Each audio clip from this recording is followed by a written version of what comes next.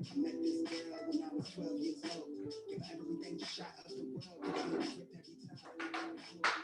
Deep in the feeling that gravity pulls me down. I know I'm tripping, I'm falling in love with the drum drugs. She keeps me safe, but don't play when I'm home. She feed my soul. When I'm lonely, she keep me company. It's funny. I just wanna grow older, travel the site, get these rounds. I realize that she got me out of my mind. I'm trying to keep these nerves to grab hold to the microphone. Got it, not in alone. Maybe she'll save the girl for me. Maybe she'll right my wrongs. If I'm coming out too strong, oh well. Only way to tell is by saying this how I feel, and that's real.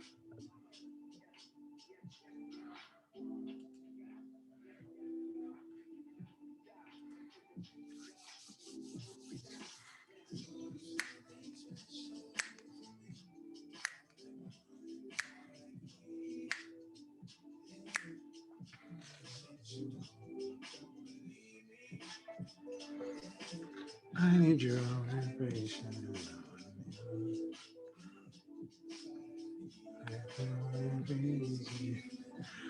All right.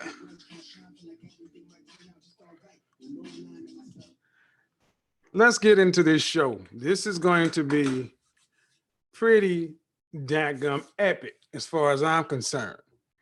First of all, I want to say, hope everybody out there is doing well. Hope you're safe. You know what? I'm gonna go ahead and do this while I'm thinking about it. Do me a favor, folks. YouTube is, I've already announced what they're doing. They are suppressing live streams. So if you could do me a favor and click that share button and do me a favor, share this live stream out on your Facebook, Twitter, whatever you record, whatever you broadcast to.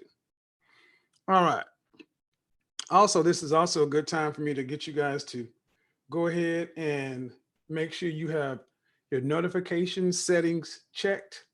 Make sure you subscribe and you have your notifications set to all. That way, anytime I go live or drop a video, you will be notified.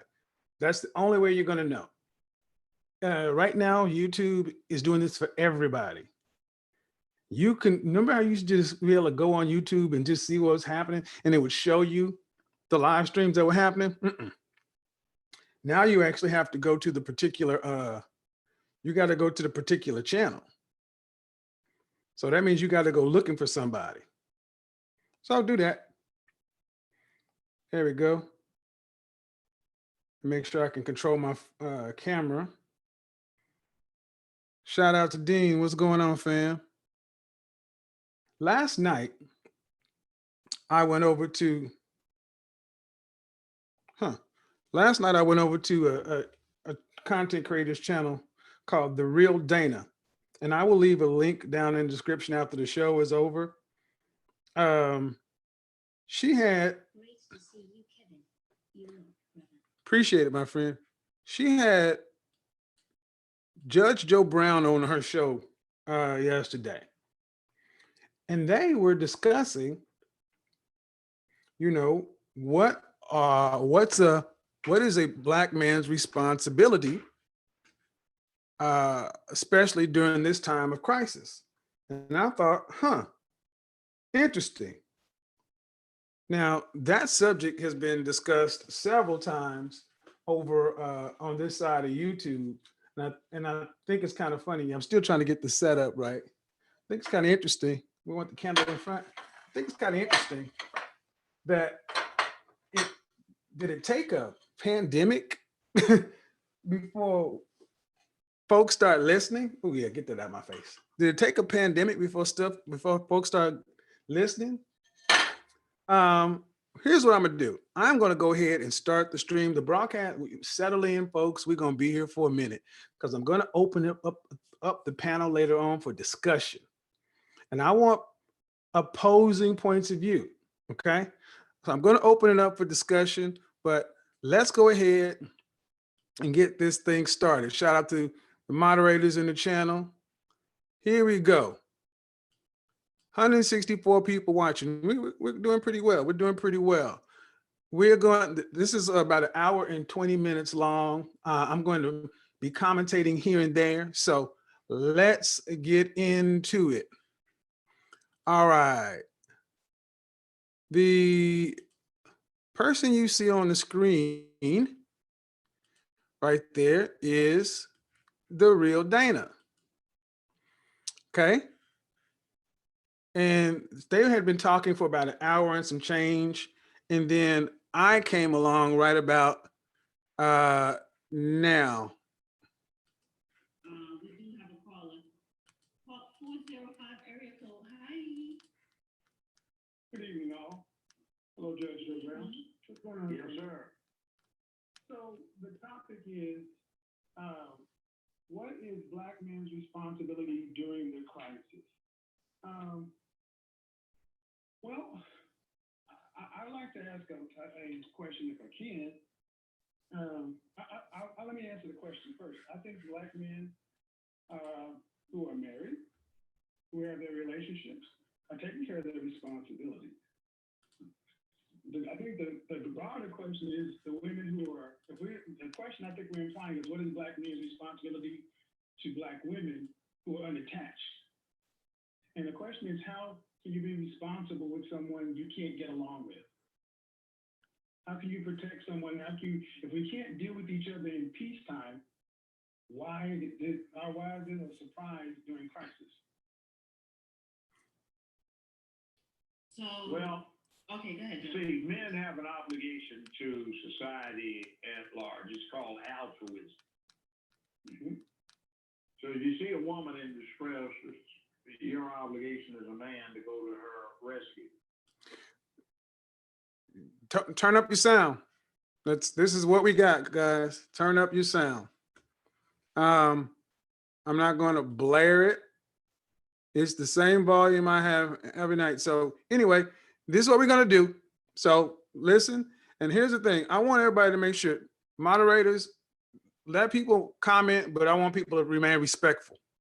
Remain respectful, because this is going to get contentious. Well, and I agree, industry. Now, what do with this thing right now? Well, I have a sneaking suspicion that unless the government is very sophisticated in what it does with a real purpose of doing something about the situation, rather than exploiting the situation, we're going to have one hell of an economic mess when this is over.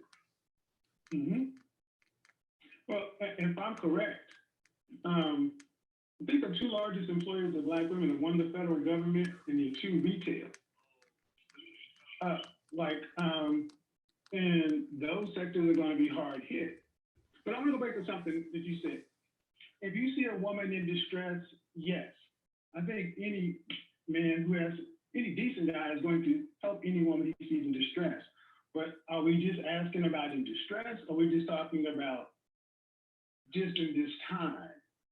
Because see, one thing I think it's very important when you go to talk to somebody who has an opposing point of view, you need to be really, really clear at what you're talking about.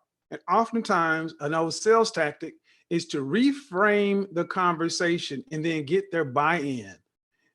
The question was, what is Black men's responsibility? And that's broad. I answered the question. That's the first thing I did. And then I asked a question and I kept on going. So that's kind of what you're going to see throughout this thing. You're going to see me asking for information, re-clarifying, and then restating, and then making my point. Instead of that cuts down on all this back and forth, and because you will see that these things can get very emotional and thrown off track, especially when hot buttons are hit. We do have a caller. Call 405 area code. Oh gosh. it's far easier to keep it. If you see a woman in distress, yes, I think any man who has any decent guy is going to help any woman he sees in distress. But are we just asking about in distress, or are we just talking about just in this time? Because I'm not sure what the question is at. In general, Okay. in specific, this one, there are going to be some bad situations that come out of this. Now, essentially, what we need to do is keep in mind that if this goes on long enough, which it might, a lot of people who are not at work are going to get pretty desperate, and desperate people get into the mode of, if I don't have it, I'll take it. Right? So there might be a lot of that develops. So men need to remember that it's their job fundamentally to maintain order where they live. So there may be a call for that, but hopefully you haven't spent all of your money on bling and you spent some on bang, so that you can use it for a constructive purpose rather than for a destructive one. Now, remember, he said fundamentally it's a man's job to keep order where he lives. You see where we're going with this. Black men and women ain't married today. So we live separately. So I said what I think black men or black women who got a husband, yeah, they got protection. If you got your family around or whatever, that's your second line of protection. But if we're out here single, you in your house, I'm in my house, you in your apartment, I'm in my apartment, then I'm responsible to take care of where I live, which is my place. But then we kind of go to this neighborhood thing. And here comes where the rubber meets the road. I'm not saying, I'm saying stuff you need to read between the lines. Oh, yeah, I got it. I got it. And that's what I'm saying. Okay. I understand that men are supposed to protect, but if it gets chaotic and we're supposed to keep order, it's far easier to keep order with someone who will listen to you, who will cooperate. Well, there is that problem. Look here, let me tell you something. I'm going to put you in your place. I'm going to tear you down to the size where you can get mad. You think you all this and that now. You know, that's Sapphireism, we used to call it, off of that Sapphire character in Amos and Andy. And Yeah. why in the world a woman committed to being with somebody talking about my man better not do, you know, like, why does she want to tear him down to manageable pieces? See, that's that slave thing talking in there. Slave methodology that became part of the black culture. While we've been talking, I've been looking at what's on television. It's silent, but I've been looking at all of these commercials, and it's interesting when you don't have to avoid hearing them. You can look at them. They've got Asian people doing work, sitting down in offices at machines and stuff, and they got black folk out dancing. They got white folks sitting there in the boardroom, and they've got black folks sitting there singing gospel. They've got what look to be Hindus doing something, or Pakistanis doing something with computers, and they've got black folks sitting there doing hip hop or sports. See, it's the imagery. Sometimes just turn the sound off and listen to this stuff. Yeah, I'm an industry stuff in real life. So yeah, I work with image all day long. So yeah, I agree. Yeah. And it's not a good thing what I hear. What are you trying to do? Man, you know, like, I ain't gonna deal with no hoe, man, that ain't gonna take care of me. Why you gotta call her a hoe? Why you wanna allow yourself to somebody like that? Well, they all like that, man. You know, they ain't worried nothing, no how, man. They don't like us, no way, man. You might as well get them to pay for you, man. You know, hey. Well, see, I think Dana, I think you mentioned something about things you hear on YouTube. The guys on YouTube. Yeah, that's pretty bad. I'm one of the guys on YouTube, and it's who are you listening to, because there's extremes on all sides of any conversation. But when I talk to men, I would say fully 80+% of my clients and the guys I speak to on my shows, on my programs, they want to be married. They want to be in relationships. And well, then when women call into my program, it's never wanting to be cooperative. It's like you want to. If black men and black women can't get along, I don't understand how black men have responsibility to somebody who won't cooperate with you. That's what it's all about. Well, I do. it's like, Can I say something real quick? I agree with Go what you ahead. just said, and but it's because you are a man, so you know what men are going through and dealing with. But I'm a woman, and I know what women are going through and dealing with. And I just think, to me, I don't pick one gender or sex over another. I'm saying collectively as Black people, we do have an issue. We have a problem communicating with one another. There is a dysfunction in the family, in the community. That is a fact. So women have their issues. They come up against negative parts of men that they're tired of dealing with, and men vice versa, So men have valid points. I'm just saying, when I do specifically talking about YouTube, is always redundancy, complaining about women. And I always ask that question, well, why do you keep coming up against these same type of women? Because I've met women who are good women. So same thing we say all the time. Anytime you want to drill in, well, hold on. Before you ask about the men, what about the women? The whataboutism. Your godfather knows how to handle these situations.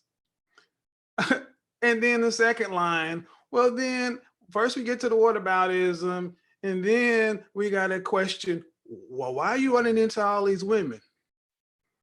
But did you hear the first point when I talked about the guys you hear over on this side of YouTube? And what even Judge Joe Brown said, yeah, it's bad. No, it's not all bad. Who you listening to? I'm doing shows all the time, and I talk to plenty of you guys and plenty of women. So people, we tend to gravitate towards negative or what goes against our point. But at the end of the day, we keep asking what's men's responsibility. We keep questioning men. And you're going to see in this conversation that I'm going to turn it back around to where we're questioning women. A question for you. I'll answer the question. It's not going to be very popular. We were talking about this earlier today, because roughly 80 to 90% of Black women have the same software, whether she's from Wharton Business School or whether she's Keisha from the projects. The attitude is still there when dealing with Black men. I've never dated anything ratchet. I would be considered boule, all that stuff, fraternities, Jack and Jill, yeah, all that. That's me. And I would tell you that the men I know and the women I deal with still are dealing with a tremendous amount of attitude from my ex-wives, it's my non-Black counterparts don't deal with from their women. They get more cooperation off the rep. And see, I understand we have issues. I understand we have unresolved trauma. Hold on. I was going to say, I understand we have issues and unresolved traumas and all this, but here's where I come down. We're adults, and we have to be responsible for our own things. It's not incumbent upon Black men to understand a Black woman's position. That's for you to go address. What do you mean by that, Black woman's position? Because we should you should have some type of understanding. You don't fully understand. I want you guys to pay attention to this. I really want you to pay attention to this. And Dana, if you listen, I want you to pay attention. Right here, you are pushing for Black men to have understanding of Black women. When I said we're adults and we're responsible for ourselves, you're going to hear you come up and say, we're adults. We can do what we want to. See, I have a very good memory, but notice I put a pin here because again, I'm saying, hey, we all got issues, all got traumas. We know we got stuff. We're responsible for ourselves. It's not Black men's responsibility, nor anybody else's responsibility to understand you. You got to be a better person and get along with people.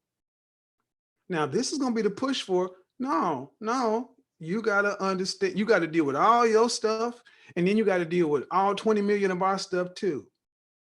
How many times, anyway. You can explain that if I say this. You would never walk in that person. I would never walk in a Black man's shoes because I'm not a man, even though I'm a Black woman. But I could understand, and I could try to understand what he's going through, and vice versa. See, it works both ways. I can't give you everything, and what I'm supposed to get in return. Now, understand this also. It works both ways when you're putting the responsibility on women. It works both ways, but when you put the responsibility on men, there's that consideration isn't there. This is why I need Dana, you and all the women to understand. Men have seen this play countless times. It's a playbook. It goes both ways. Not all. What aboutism? Come on, man. I'll answer you. Iana Van Zant actually answered this question on Fix My Life. And it asked a question about, what are you going to teach your husband about dealing with these? I meant son. She said, I'm going to teach my son how to stand in it.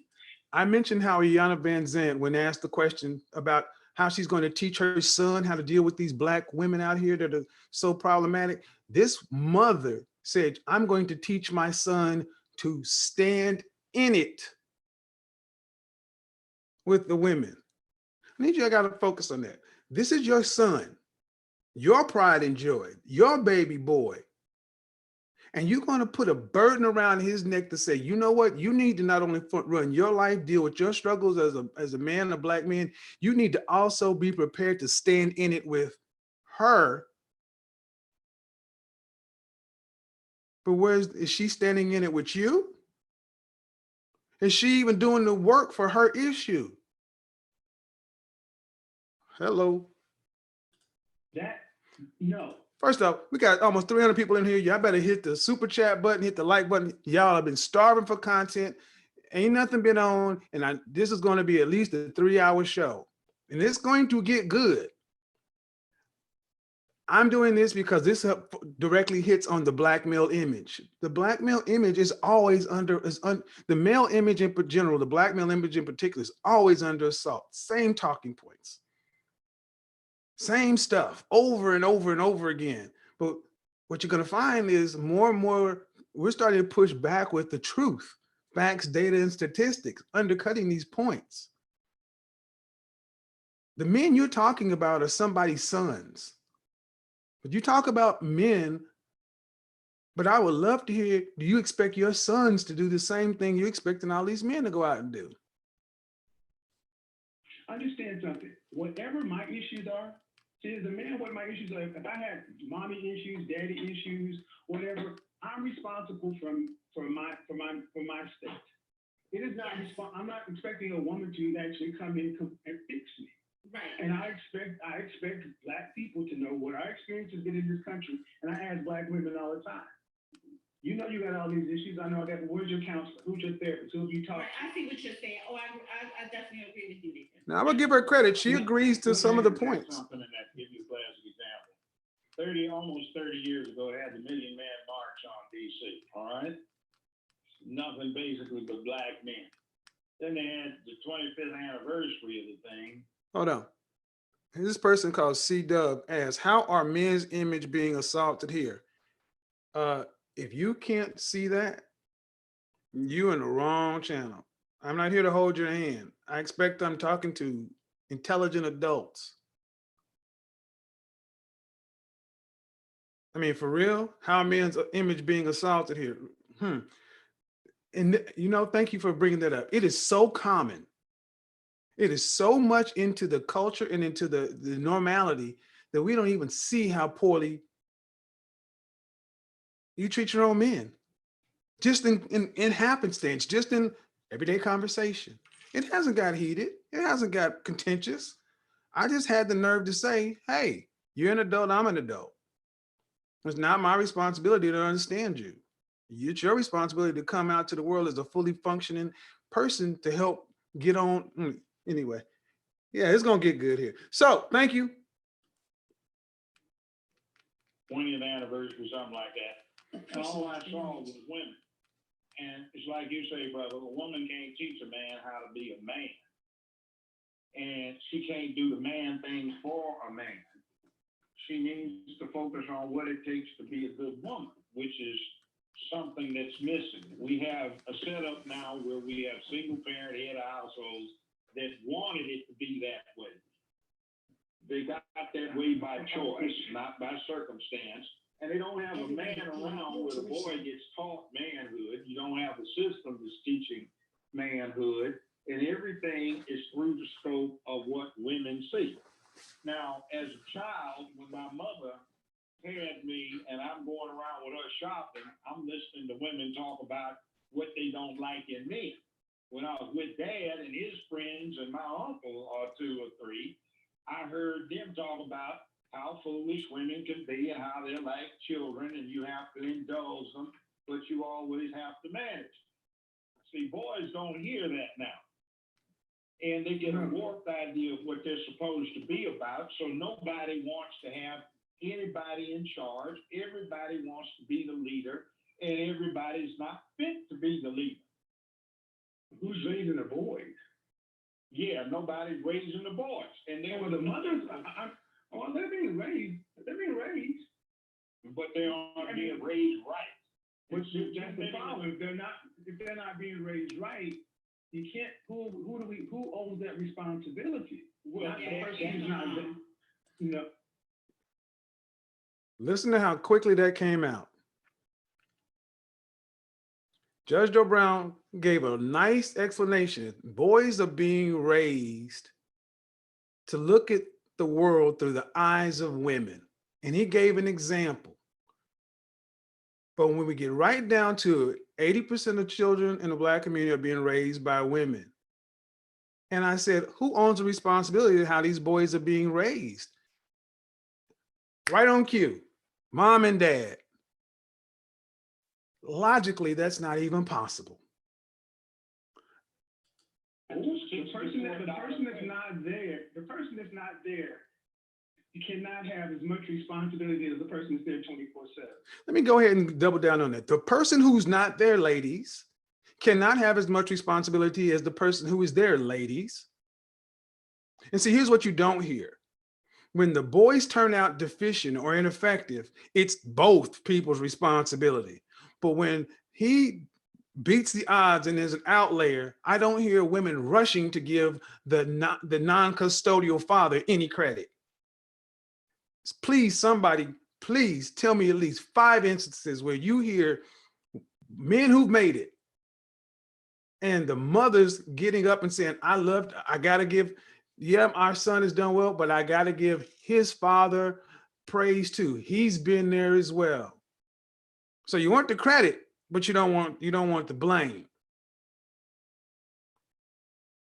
And this is what I mean. If you don't see this as an assault on men's image, we never give Black men credit for anything. And anytime we point it back to just what could be the issue, or even let's just look at what the potential is. No, it's not all like that. We got to look at both sides of it, and the price of tea in China and the America system. Come on, man.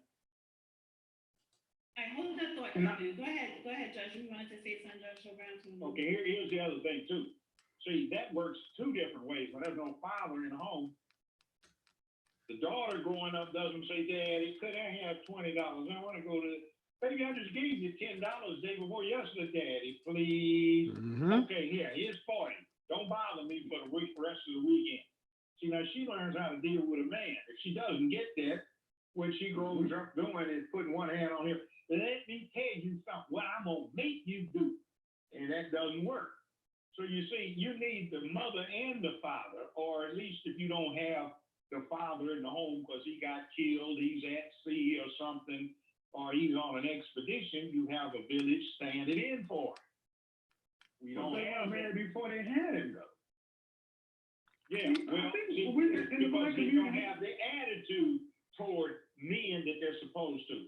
See, 50 years ago, I was doing an intern. The point I made is, yeah, all these situations happen. There is no man there because women are getting married before they have the children. That should be a simple, inoffensive point. All these things are happening because there's no father in the household. And that's one thing that we can't address.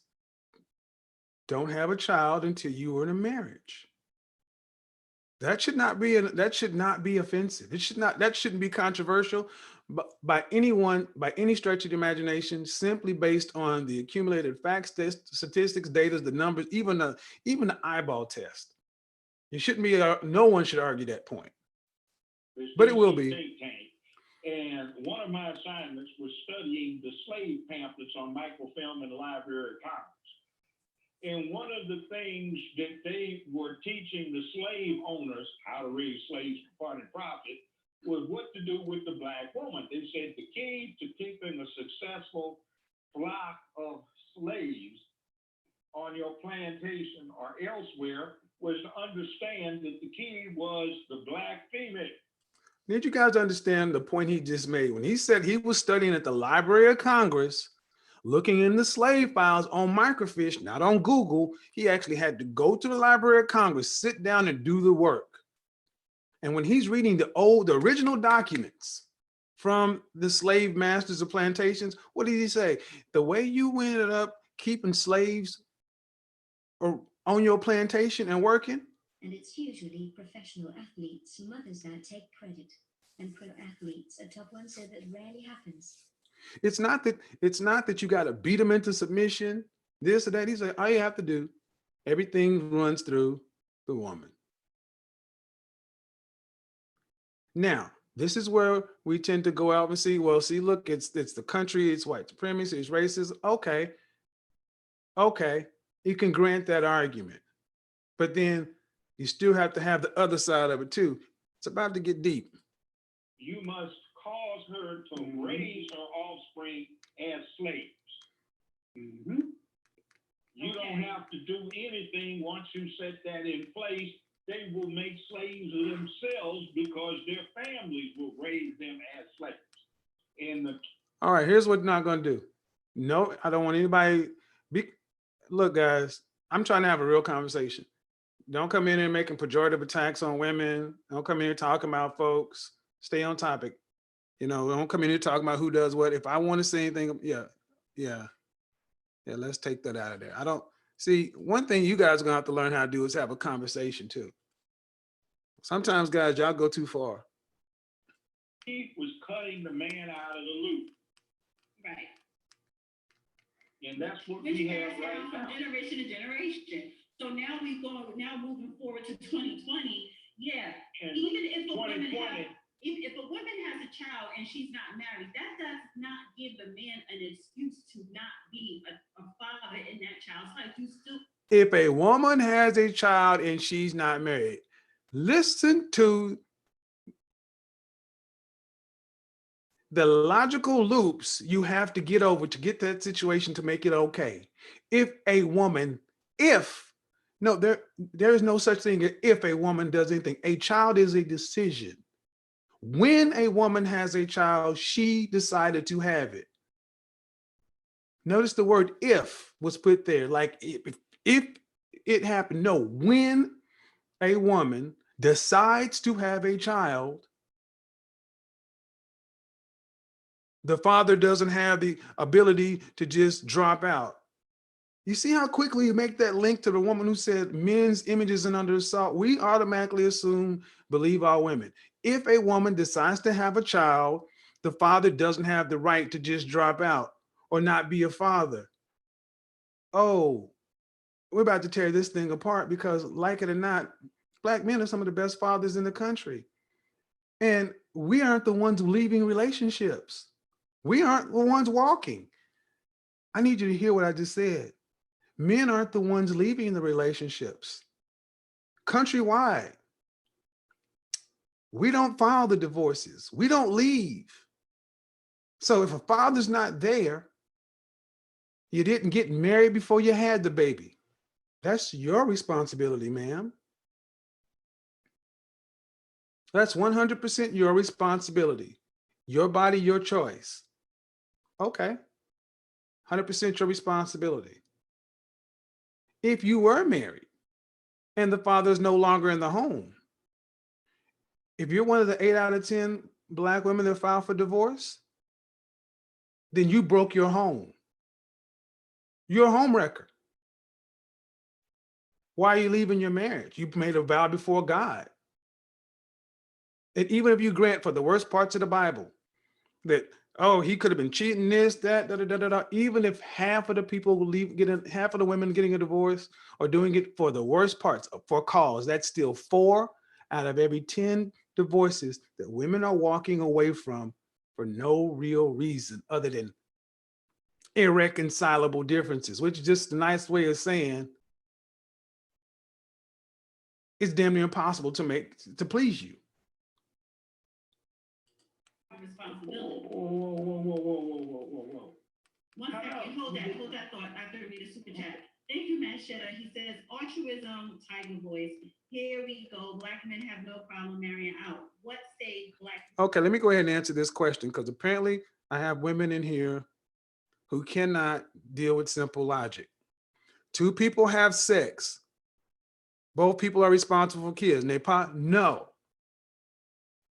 It takes two people to have sex. It takes two people to create a baby, to create a zygote, a baby. It takes one person to decide whether or not that child gets born. Ma'am, if a man, your husband, decides he wants you to have a baby, legally, he cannot make his wife have that child. She has the legal right to terminate their pregnancy. He has no rights. If she decides she wants to have the baby and he doesn't want it, he has no legal rights. Why is this so hard for so many of you women to simply accept that women decide when babies are born? I know why, because it puts the 100% of the onus and accountability directly where it belongs. We're not talking about who's having sex. Plenty of people have sex that don't lead to pregnancies, number two.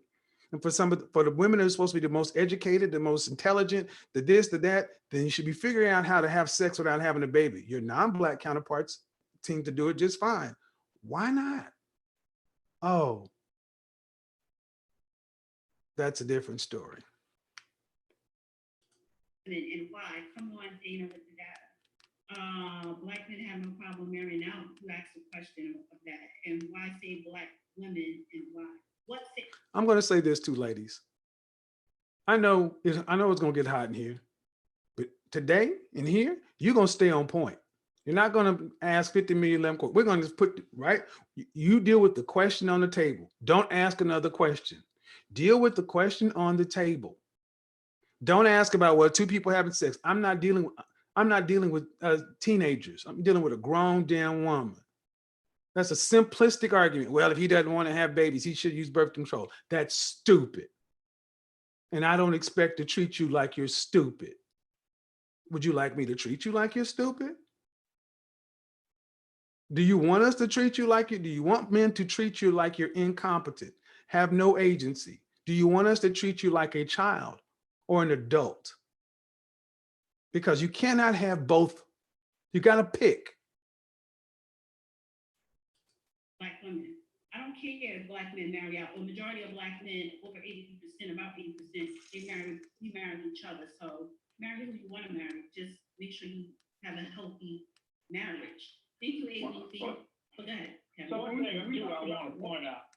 One thing, let me throw something in here. Every survey I've seen backs this up. There are more boy virgins 25 and under than there are. Oh, yes, sir. I speak to them all the 25 and time. under. Yes. Yes. And that is just crazy. Just think about the ramifications of that. The girls are having more sex than the boys.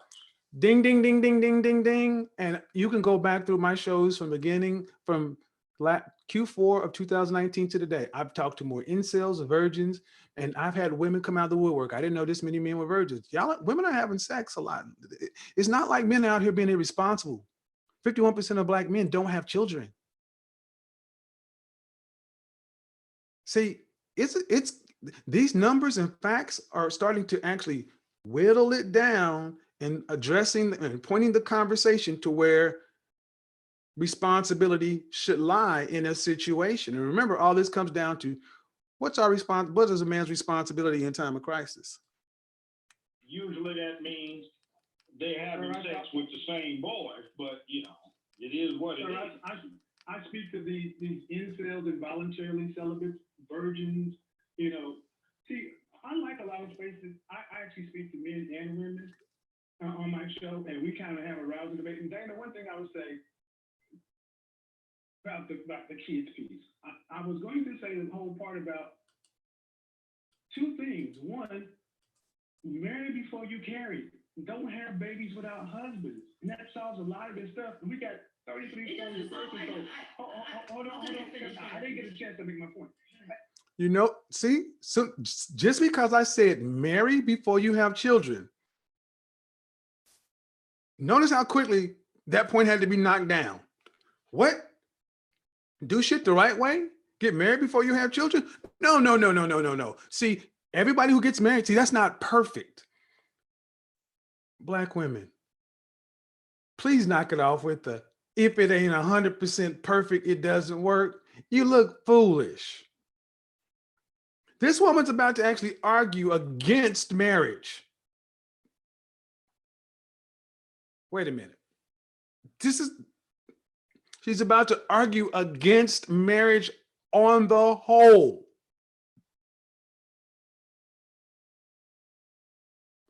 All the facts, all the data, all the statistics, all the studies, everything that's been done. But trust me, guys, sit down. We're here for a long time. I promise you, this is going to be one of the best shows you've ever watched. I promise you, give me 2 hours. I wasn't even supposed to get into this subject, but give me 2 hours. We're about to argue against marriage. Okay, what is a Black man's responsibility to the Black woman? If we're not marrying, we're not making families, we have no community. And you're going to argue against marriage?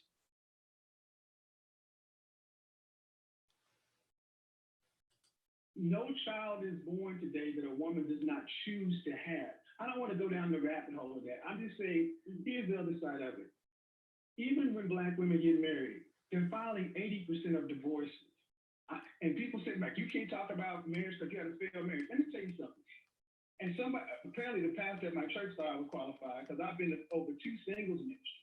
See, Black men, hold on, Black men, by the numbers, by the facts, are statistically the best fathers. We are lined up to be baby daddies, we stepfathers, and everything else. When we are in relationships with Black women, we are not walking as much as Black women I volunteer at their school.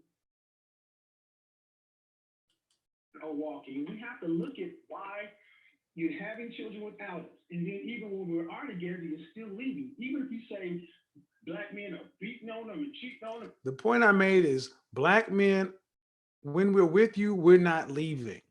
We don't leave. By the numbers, we don't leave. Women leave. Black women leave. All women leave. But here's the thing. I'm not going to do qualifications all night.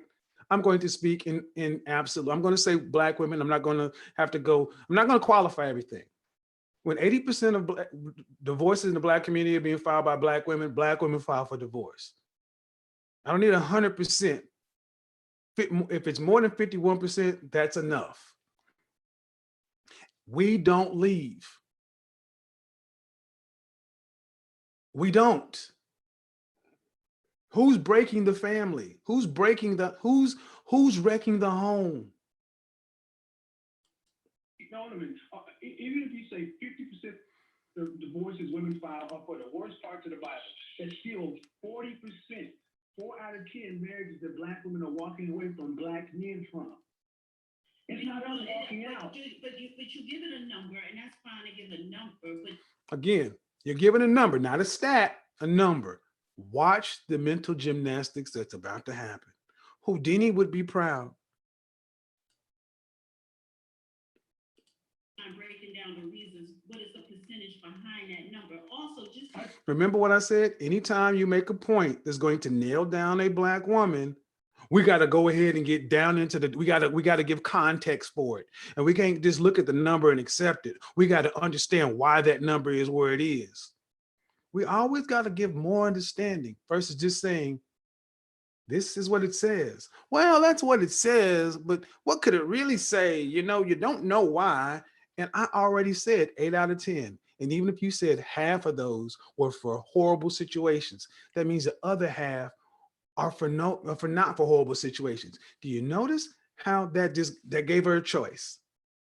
And automatically it went to, well, we got to understand why the horrible ones happen. Well, why don't we just go ahead and accept why the 50% that are horrible? Why don't we look at that? Because it always has to be Black men's fault.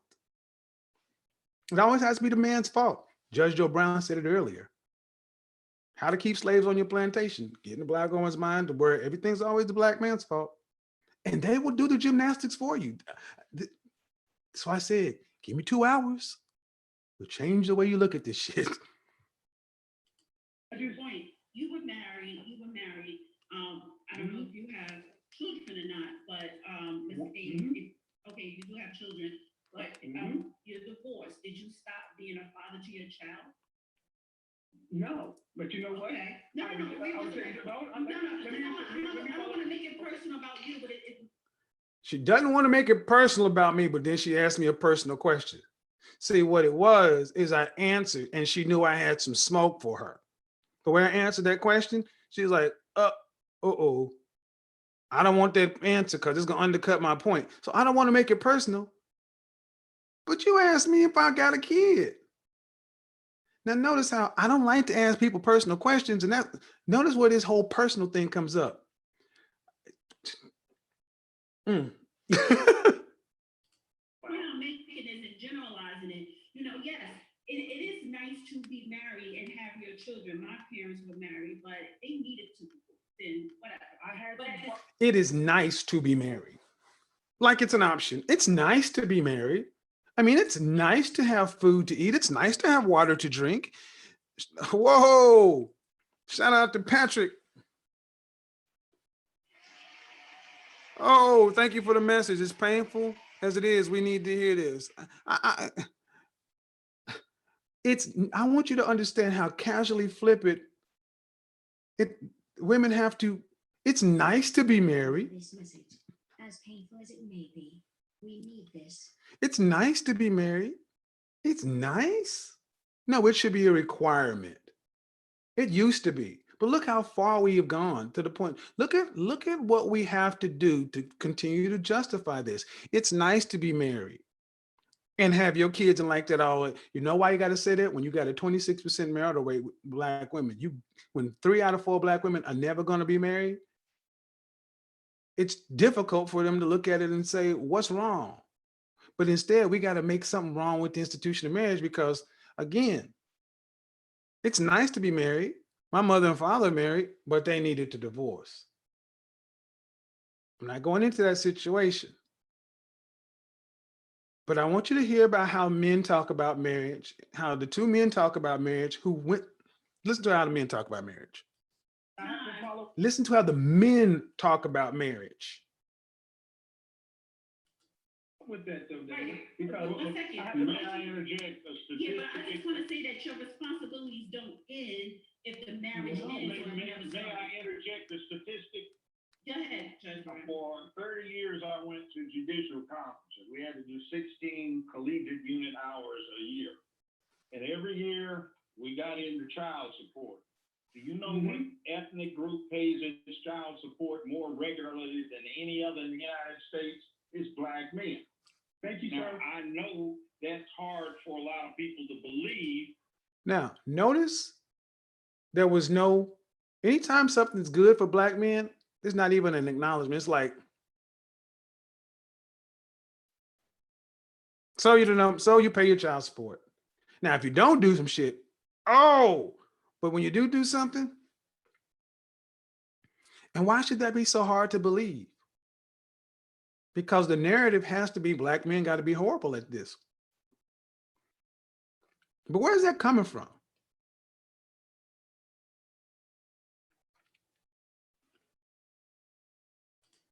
But just imagine how bad it would be if we weren't at the top of the heap and being best at it. And I gotta say this, Dana. My ex-wife, if you got her on this program right now, she would tell you she regrets everything she did. But you know what? To this day, she'll tell you she made a huge error. And I spent 10 years in court just going back and forth with useless court violence to the point to where, you know how much it takes for a judge to throw a Black woman in contempt of court? Well, Okay, so with the you NBA okay, and war, I see where you're what I don't like this. You know what? I don't like. No, one second. I don't like to personally. I don't like to personally unless you voluntarily bring it. Well, I would take it this way. I can just say this. Black men, I would say this. You can have come to my show. I talk to black men. I coach with black men want to be with black women. They do. Even in this. Look at the micro expression. When I said black men want to be with black women, it was almost like, I don't know if she got a text on the phone, but my part of my job is reading people. And when mic drop moments happen, when things that defy your imagination, I really look and lean in. Let's see if we can get back a little on that.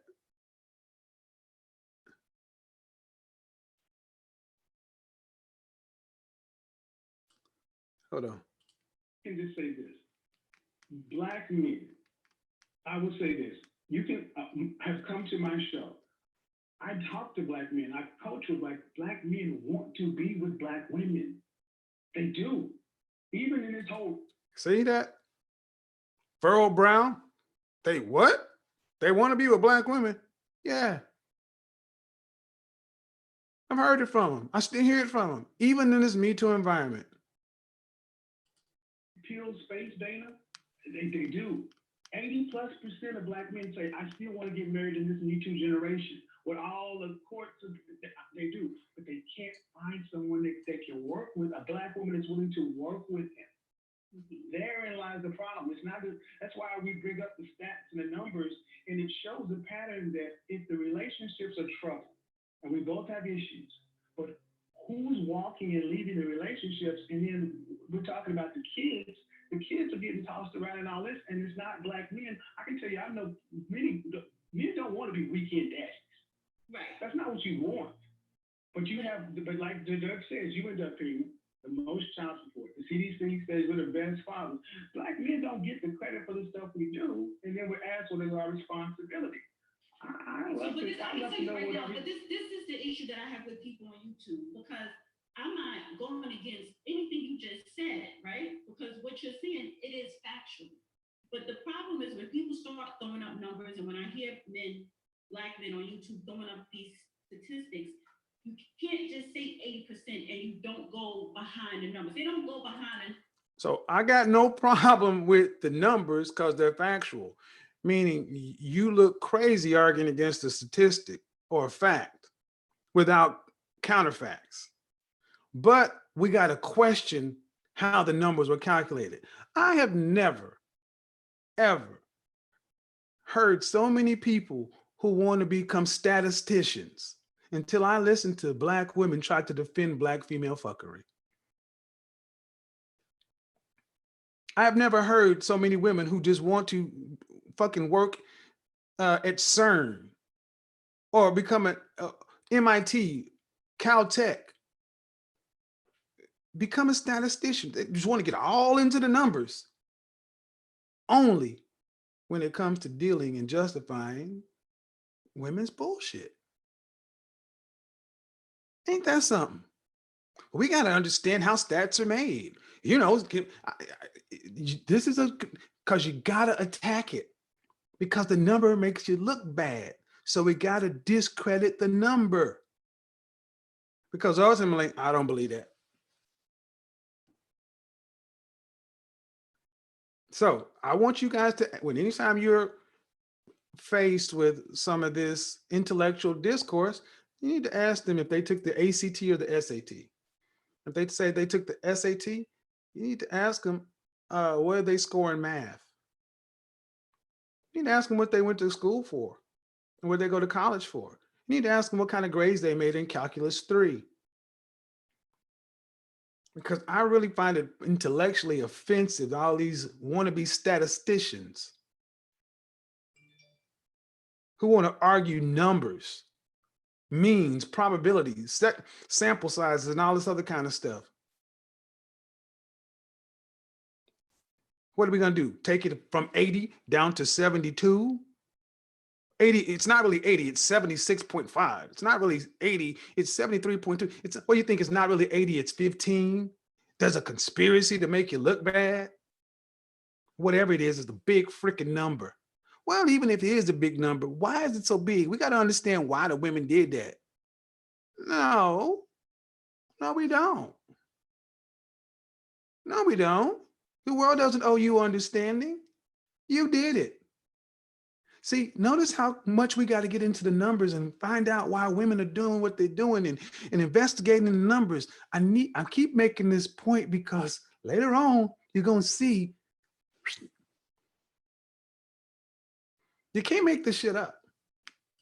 Which explains a lot. And I'm not saying that women are not throwing a marriage away or not, suggesting or starting a divorce. I'm not saying that. I'm not trying to give women a pass. But what I am saying is that it's reckless talk when men are frustrated and they have a space to talk about their. Wait a goddamn minute. I just had a Black woman say with a straight face that Black men need to watch their reckless talk. Insert laugh track. The women who are known for having the loudest, loosest, foulest mouths, the worst attitudes, the ones that are known for snapping out, actually saying that Black men need to watch their reckless talk. And then notice how it's reckless because they get online and they're frustrated. No, they can't be justified. They can't actually have a legitimate point. No, it has to be reckless and you got to be frustrated. See, that's why I love the science of image. Words matter. And I listen well. And this is just like the woman asked me earlier. How a man's image under assault? Are we starting to see? We got to paint a man as reckless and frustrated versus he has a point. The numbers say it's bad. Well, we got to check those numbers. Situation, and even if they're seeking advice, there's too much recklessness going on because because I've seen cases, and it's a case that I personally went through. So damn your numbers that's been calculated and sorted by, the CDC, the Department of Labor, Department of Bureau of Labor Statistics, the Census, blackdemographics.com, statisticians, scholars, everywhere else. You as a lone Black woman, see, damn all those numbers, because they're not stats. They're just numbers. She's even undercutting the stats. They're just numbers. Damn those numbers, because what I see,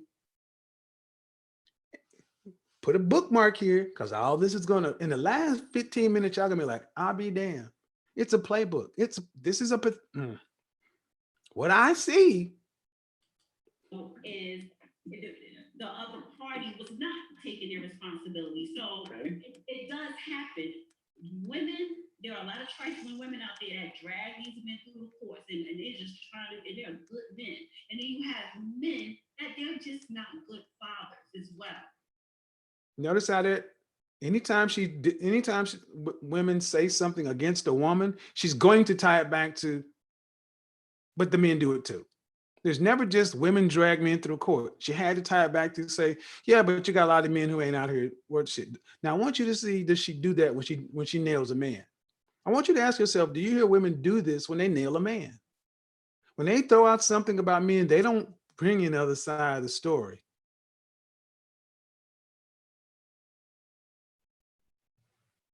And you wonder why 3 out of 4 will never walk down an aisle.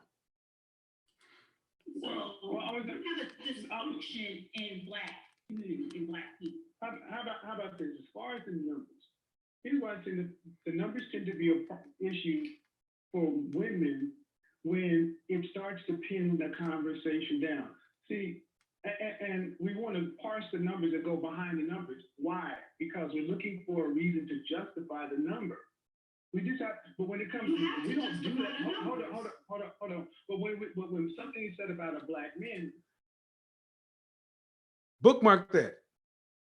When it pins women down, we want to parse the number because you want to justify the behavior. You want to justify the numbers. And her stance is, yeah, you got to justify the number. Bookmark that. we don't do that. And when you talk about reckless, I'm sorry, Dana. Black men on YouTube have had about 3 to 5 years, maybe 8 years of run. I'm 51 years old, and this has been on radio, TV, billboard, newspaper, magazine, The Color Purple, Sally Jesse Raphael, Oprah, Ricky Lake. Black women have had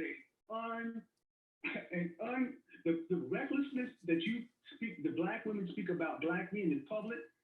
The black manosphere could be on for 24/7 for the next 15 years and still not get halfway there. So you're doing tit for tat. So instead of saying, you know what, you're right, black women have been able to say whatever they want about black men in all these different media sources. Instead of saying you're right, all those things do exist. Instead of saying you're right, so now you're going to be petty.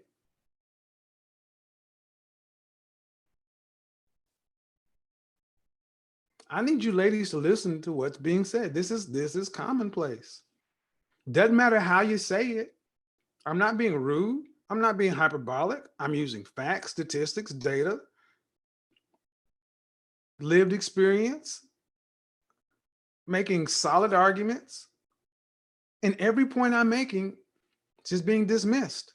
That was a solid point. 50 years. We know this. The sassy black woman reading men, we know this. And do you get an ounce? And the first instinct is to give you no cooperation.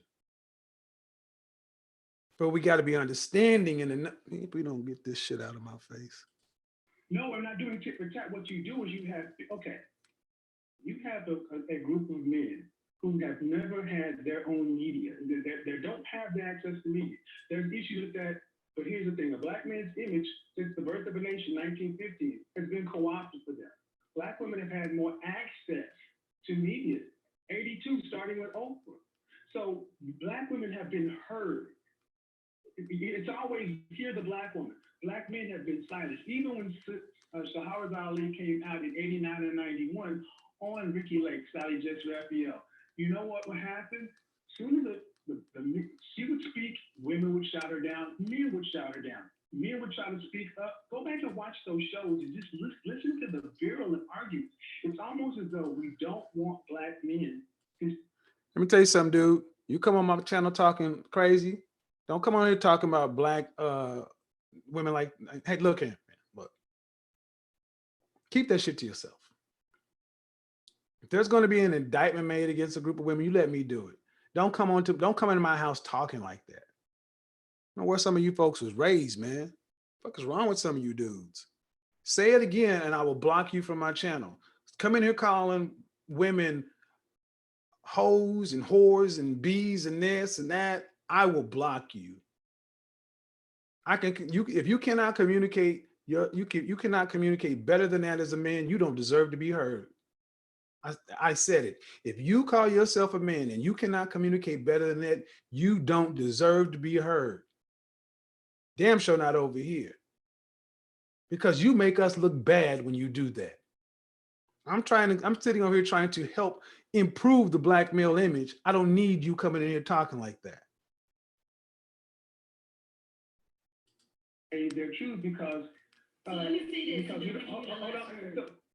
Here's the open point. They just, you gotta let me, they've never had a chance to speak. They're gonna get it out of you. It's just, for black women, no one has ever said we gotta stop black women. And So it's still wrong. let me just say this, and I'm gonna give you, and then I'll have Josh say something and give you a last word because I don't want to wrap up the show. But the point that you said that, black women have always been heard and black men have not. I disagree with that because black women receive just as much pushback and negative back. She just made the point. I want you to understand the point she just made. I disagree that black women have had 50 years of unfettered speech in the media. She's making the point that black men and black women have been treated equally in the media. Black women and black men get just as much pushback as y'all do. The mental gymnastics. I'm sorry, ladies. In what world in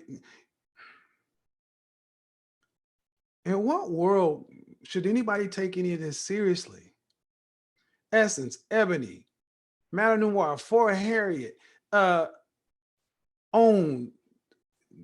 Oprah, Sally Jessy Raphael, Ricky Lake, Daytime TV. Look, TV magazine, Billboard. Where do you hear Black women being? One person tried to say something in the late 80s and the woman couldn't even get her point out. Things happen to Black women just as much as things happen to Black men. However, Black women are one of the biggest consumers here. So a lot of things that we buy, it is catered towards us. Whether you have the Essence magazine, Ebony, or Jen, whatever, majority of those consumers are Black women, majority of the writers are Black women. However, in society as a whole, Black women and Black men, we don't on the same, we're in the same boat. We're both getting, quote unquote, treated unfairly in society. But Judge, you can say something. Again, anytime you try to say women are doing something, no, it's both of us. See, we're buddies right now. We're both. No, we're not. Show me a Birth of a Nation for Black women. The original Birth of a Nation.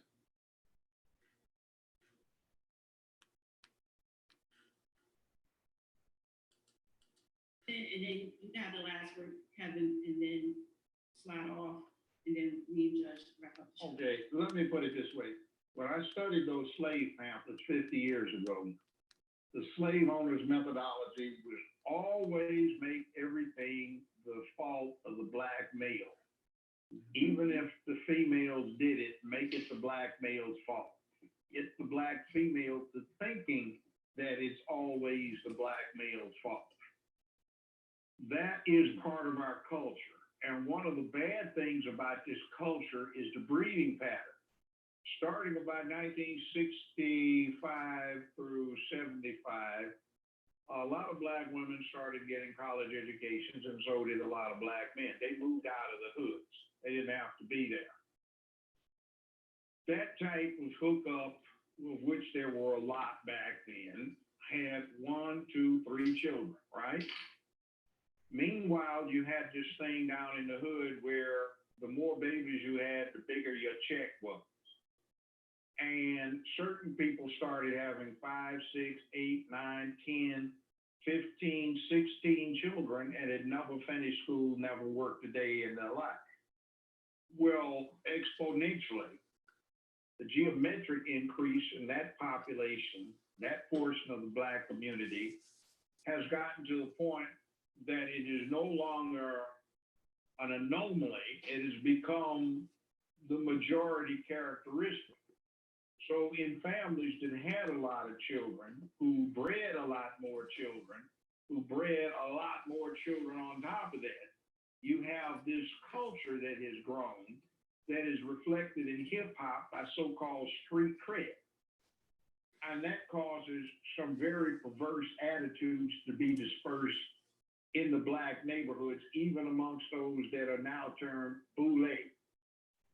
Because what you see is image portrays that. So a lot of this problem is not the Black man's fault. It's not the Black woman's fault, but it is a mutual fault.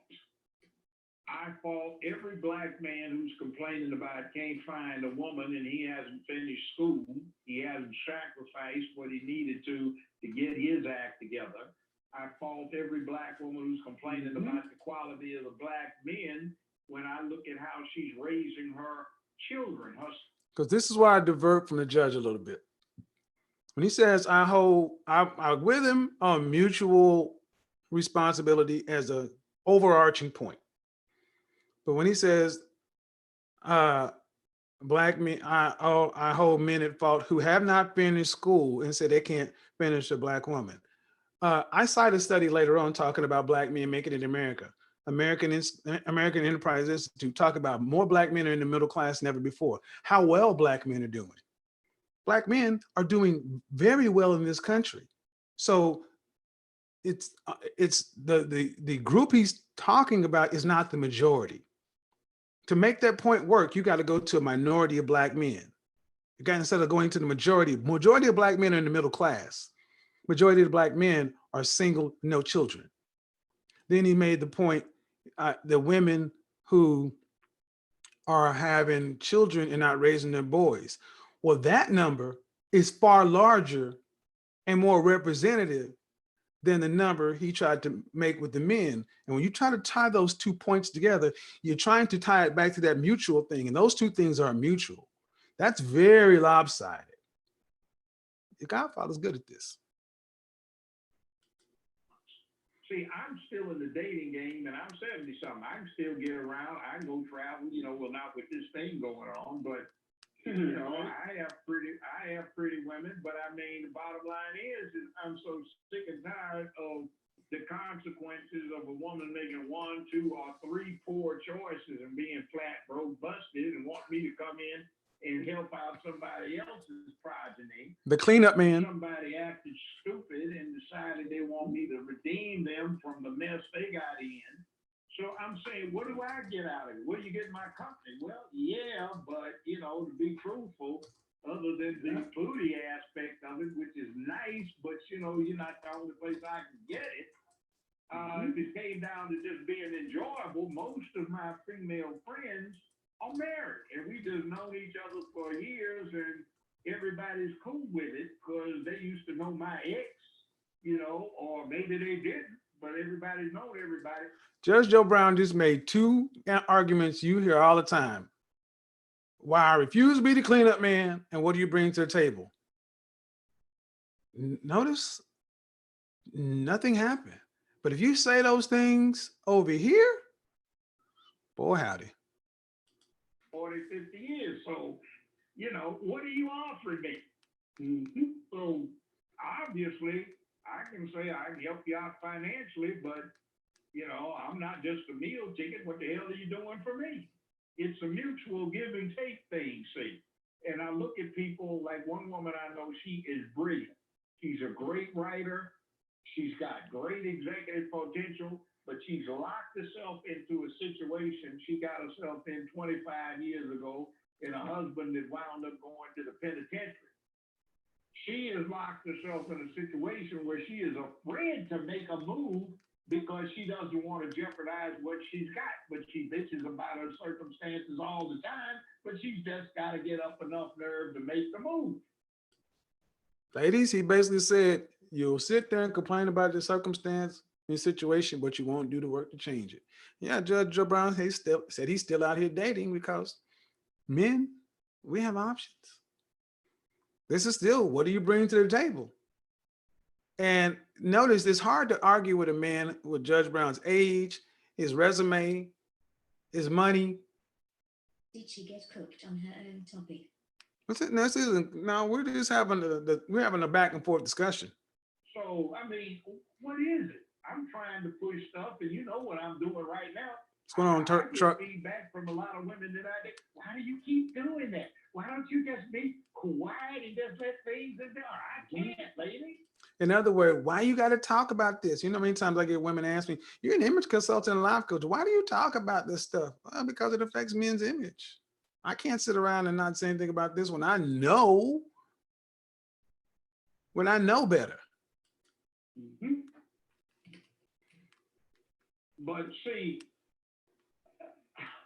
the Spartan mothers were supposed to have told their son, either come back with your shield or come back on it.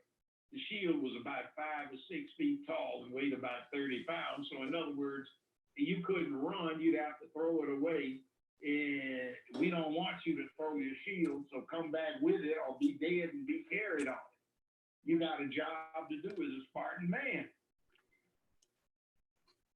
Look at how Lips in there trying to get chose. You ask what you basically said is the argument the black men have been saying in the black manosphere. What do you bring to the table? And this question is, you want to get venom and poison? I'm surprised the chat room didn't lose its mind because this has been going around for a year. I think it's the respect they have for you because if it's black men asking this, you're going to be shot at down. So I really have nothing else to add on because as somebody Wait, who one keeps second. my, One second, because you said that, the question he asked, what do women, what do women bring to the table? And that's what the manosphere always asks. I get that, and that's a fair question to ask. But what the other question, because Judge O'Brown touched on this too, that Black men seem to weave out in the manosphere, is you don't say what you bring to the table, because I'm not talking about you specifically, Kevin, or other people in men, I'm talking in general. A lot of Black men don't have anything to bring themselves. Okay, see again, when you nail down the women, we always got to say, yeah, but with the men, don't talk about what they bring to the table.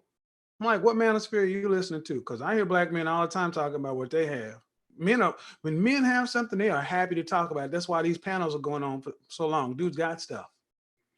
And even according to the numbers, the data, the reports, men got stuff. That argument is bull crap.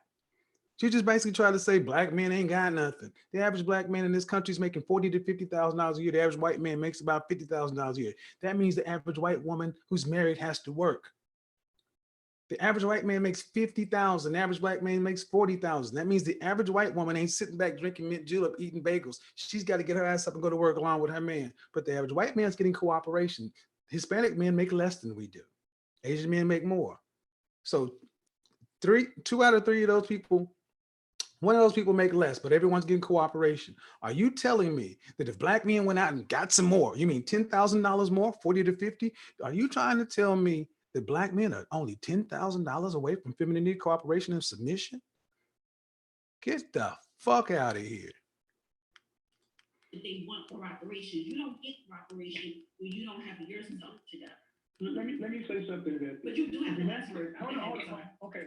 You don't get cooperation until you have your stuff together. So Black men, this is unfortunately what so many Black women think. You got to go build, you got to go kill, you got to go destroy institutional racism, destroy white supremacy, build Wakanda, and then they will think about being cooperative and submissive with you. You got to do all that. 100%. Black men have to be perfect. You got to be perfect. And then, and only then, should you part your lips or have the nerve to ask for a cooperative, feminine, submissive partner.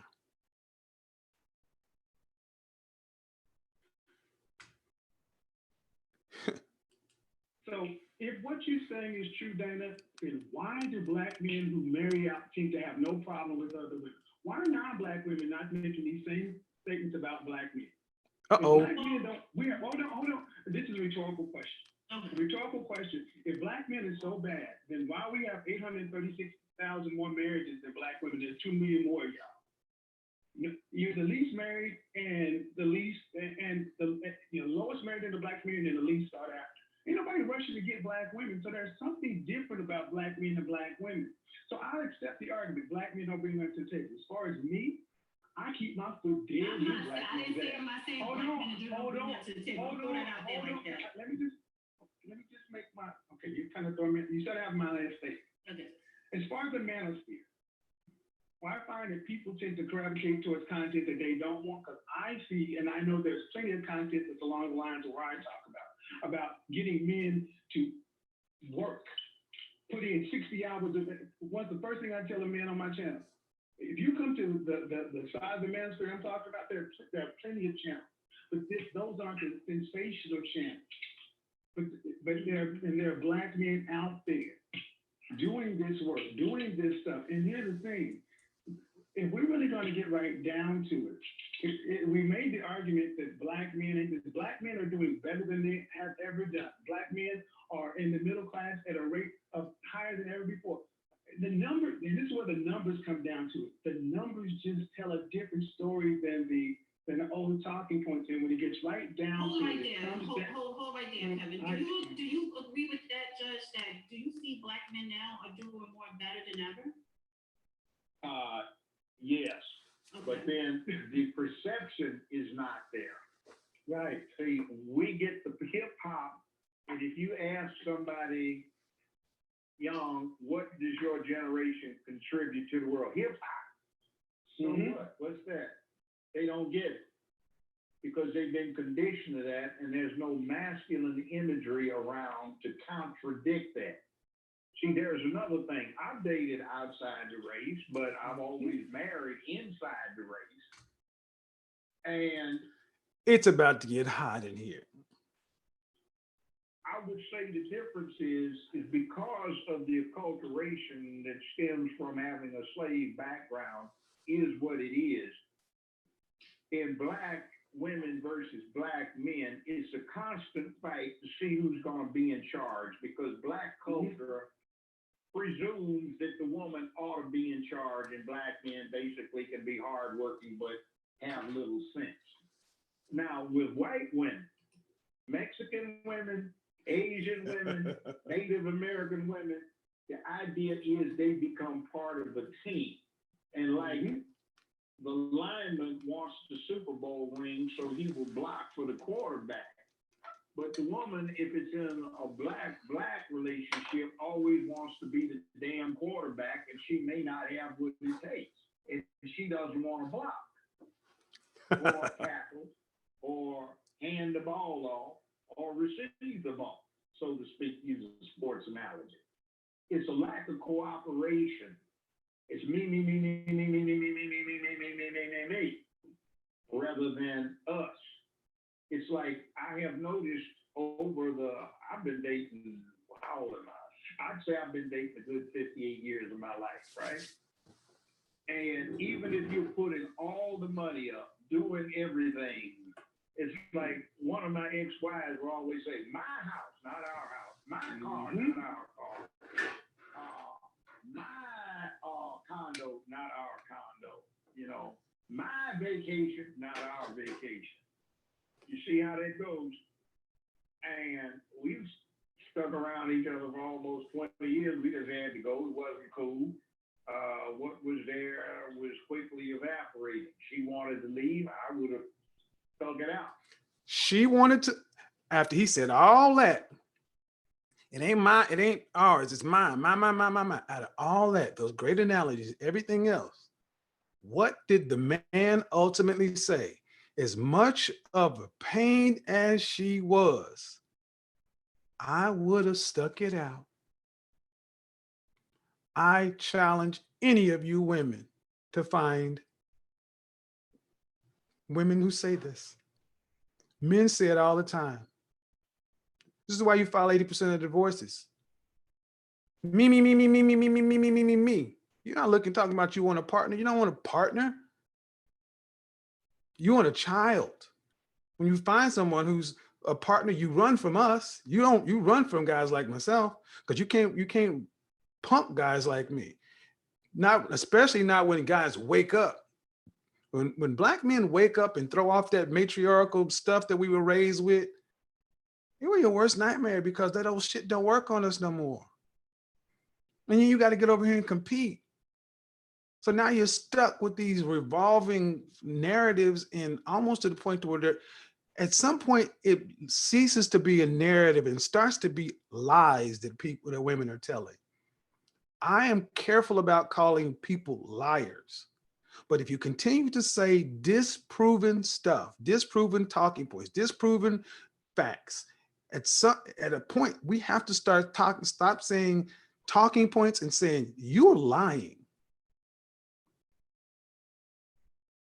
Black man here, been dating 58 years and said, I still would have stuck with that woman for 20 years. Huh. Did we get any credit for that? No. But we always want to figure out, well, if he... But in any event, it's always my, me, All right, we're gonna take a station break right now. Let's get the likes up. How are you guys liking the show? Yes, guys. I know people want to have a call in. Ladies, I will hear you out too. I'm going to open up the panel after this is over. We got another roughly like 20, 30 minutes into this. I'm going to let a lot of it play now because it's going to start going back and forth. But what I want you guys to do is go grab your little water, go to the bathroom, get ready for this next portion. Also, go get your checkbook. hit that little $ down at the bottom, because I am giving you some of the best content you have seen all week. Shout out to the real Dana for hosting the kick-ass show, for having Judge Joe Brown over there. And even though I'm saying things about Dana, I will give her credit. She will have the conversation. We have very different opinions. A lot of the stuff I'm saying about Dana or women at this point, she's just an avatar. I make no mistake, I'm not attacking her. I don't do that. But at this point, there was a point that some of this stuff just becomes emblematic of women in general. And what did he say earlier? That from the hood to the boardroom, pretty much with our culture today, Black women have pretty much got the same software. They're pretty much the same. And Black men are continuing to say this, the same attitude. What's all the education and everything doing if we're not getting any cooperation? Why are all the stats going up, but the happiness and marriage numbers are going down? And then when a Black man who's been divorced asks, well, you ain't married. Well, guess what? You're divorced. That's not an insult. Stop saying that Black men who are divorced like that's an insult. Why are most Black men divorced? Because Black women walk away. 8 out of 10 divorces are filed by women. So stop trying to say you're divorced. Judge Joe Brown said he'd have stayed in his marriage. I'd have stayed in mine too, as crazy as it was. So you can't use these things, ladies. They sound crazy. All right, back into it. Not our kids, not our kids, my kids. Can I throw something in there? And it's okay. A lovely day says, can a judge pull a source of data that shows that Black men are doing well? I got the report. If you look, let me post the hyperlink. Black men make it in America. Black men make it in America. It's an in-depth report. And here's the thing: I've challenged these women to go read this report. I'm gonna read it. Because the Black. I can't because I'm not a moderator, so I'll try. But here's the thing: you hear what the judge is saying. He's saying a lot of things that Black men say in the manosphere. Maybe not as harshly, definitely the way I see it. He's saying the same things. He's still out here dating. I'm still out here dating. And Judge, you're 73. I'm 51. I hear the same. You're a boomer. I'm a Gen X. It's the same thing. If you're hearing the same thing from Black men across generations, when are Black women going to sit down and say, maybe we just need to sit down and listen to what these men are saying and stop trying to pick it apart and just accept that maybe, just maybe, I got it wrong. Because the Black men are doing better. And if that's what this whole swirling. So before she was asking about going behind the numbers, right? We got to go behind the numbers to justify the numbers because those numbers make women look bad. But when I start throwing out the numbers about how good Black men look, you got some stats to prove that? I got a report. Oh, that can't be right because Black men need to be horrible and fuck boys and losers and unemployed and, Madden Kings and homosexuals. That's the only way a lot of these women's arguments work. Black men can't be out here being sought after. And I said, if Black men are so bad, then why non-Black women have no problem with them? Oh shit. That's when it's about to get over. I don't want to tip it. Don't tip it. The smoke is real. Share the stream. And we need 5 more folks to donate something to. Come on, man. 5 more people. 5 new people. Put $1 on it. If Black men ain't worth nothing, then you shouldn't care if they marry out. But if 30% of college-educated Black men are marrying out, why? No one asked the question. Why do Black men want to be? Only 30% of college Black men are marrying out? Only? 30% of college-educated Black men marry out. Only? Now it gets deep. That's the number. Only 30, that's 30% of your brain drain. That number is huge. And nobody's asked the question. It's over 50%. 30% ain't huge, by the way. 30% ain't huge. Lose 30% of your liver function. Lose 30% of your lung capacity. Gain 30% more weight and tell me it ain't that much. What the are you? These are the people who want to be the statisticians, folks. Then I got to go in. You want to get down into the numbers. And you want to get down into the numbers and get into the quant, right? But then you turn around and say 30% ain't that much. Put 30% more in an airplane that's supposed to be there and see, don't you get a lid? Put 30% more in the elevator than you should and see, don't you fall? What?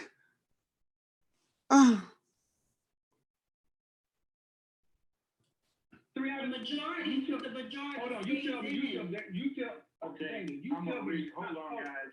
Hold on, I'm gonna And read Kevin, I'll something. make you the moderator. Hold Put the on, link in I'm the gonna back you, chat. brother, I'm gonna back you up. Let me read something here. It's about Oprah and Stedman. It said Oprah Winfrey says she makes her boyfriend Stedman's Graham stay in their guest house. What they got to do anything? She don't want to That's by the black newspaper Atlanta Black Star. Now she makes her boyfriend. See, not I asked him, we have agreed to, or we decided to. I make him. In other words, you see what we're talking about? It's just this subtle attitude I see what you're saying. it's not a relationship between equals. Women, black women are acculturated to think that all of the decisions must be made for him. The other thing is too, in the guest house at her Santa Barbara estate, not there. You see what I'm saying? It's always, and see, if you get any other kind of woman, it's always our, we, us. It's right. Us, our, we. Get black folk is me, my, I, mine. And it don't even include his in there. It's always me, mine, I, whatever. I gotta say something. And when I first heard you said, I'm gonna back it up, Dana. When I said 30% of college-educated black men are marrying out, you know what my heart would have loved to hear you say? Oh my God, that is too many college-educated, talented black men leaving the community instead of saying, that's it? That ain't that bad. See, anytime there's a number that poorly upon black women, we just minimize it. Okay, and I'm going to say, hold on. Let me finish making my point. You cannot survive with 30% of your army being killed before it lands. You cannot survive with 30% of your workforce being shipped off. You don't survive with just 70%. Marrying out. Doesn't that reflect poorly on black men? You cannot talk about the one side of the coin without. I agree with you. You're right. You did it right. What's going on here? Hold on. Let me rewind that a little bit.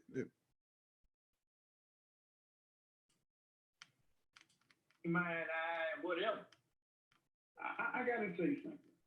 And when I first heard you said, I'm gonna back it up. Dana, this is important. When I said 30% of college-educated black men are marrying out, you know what my heart would have loved to hear you say?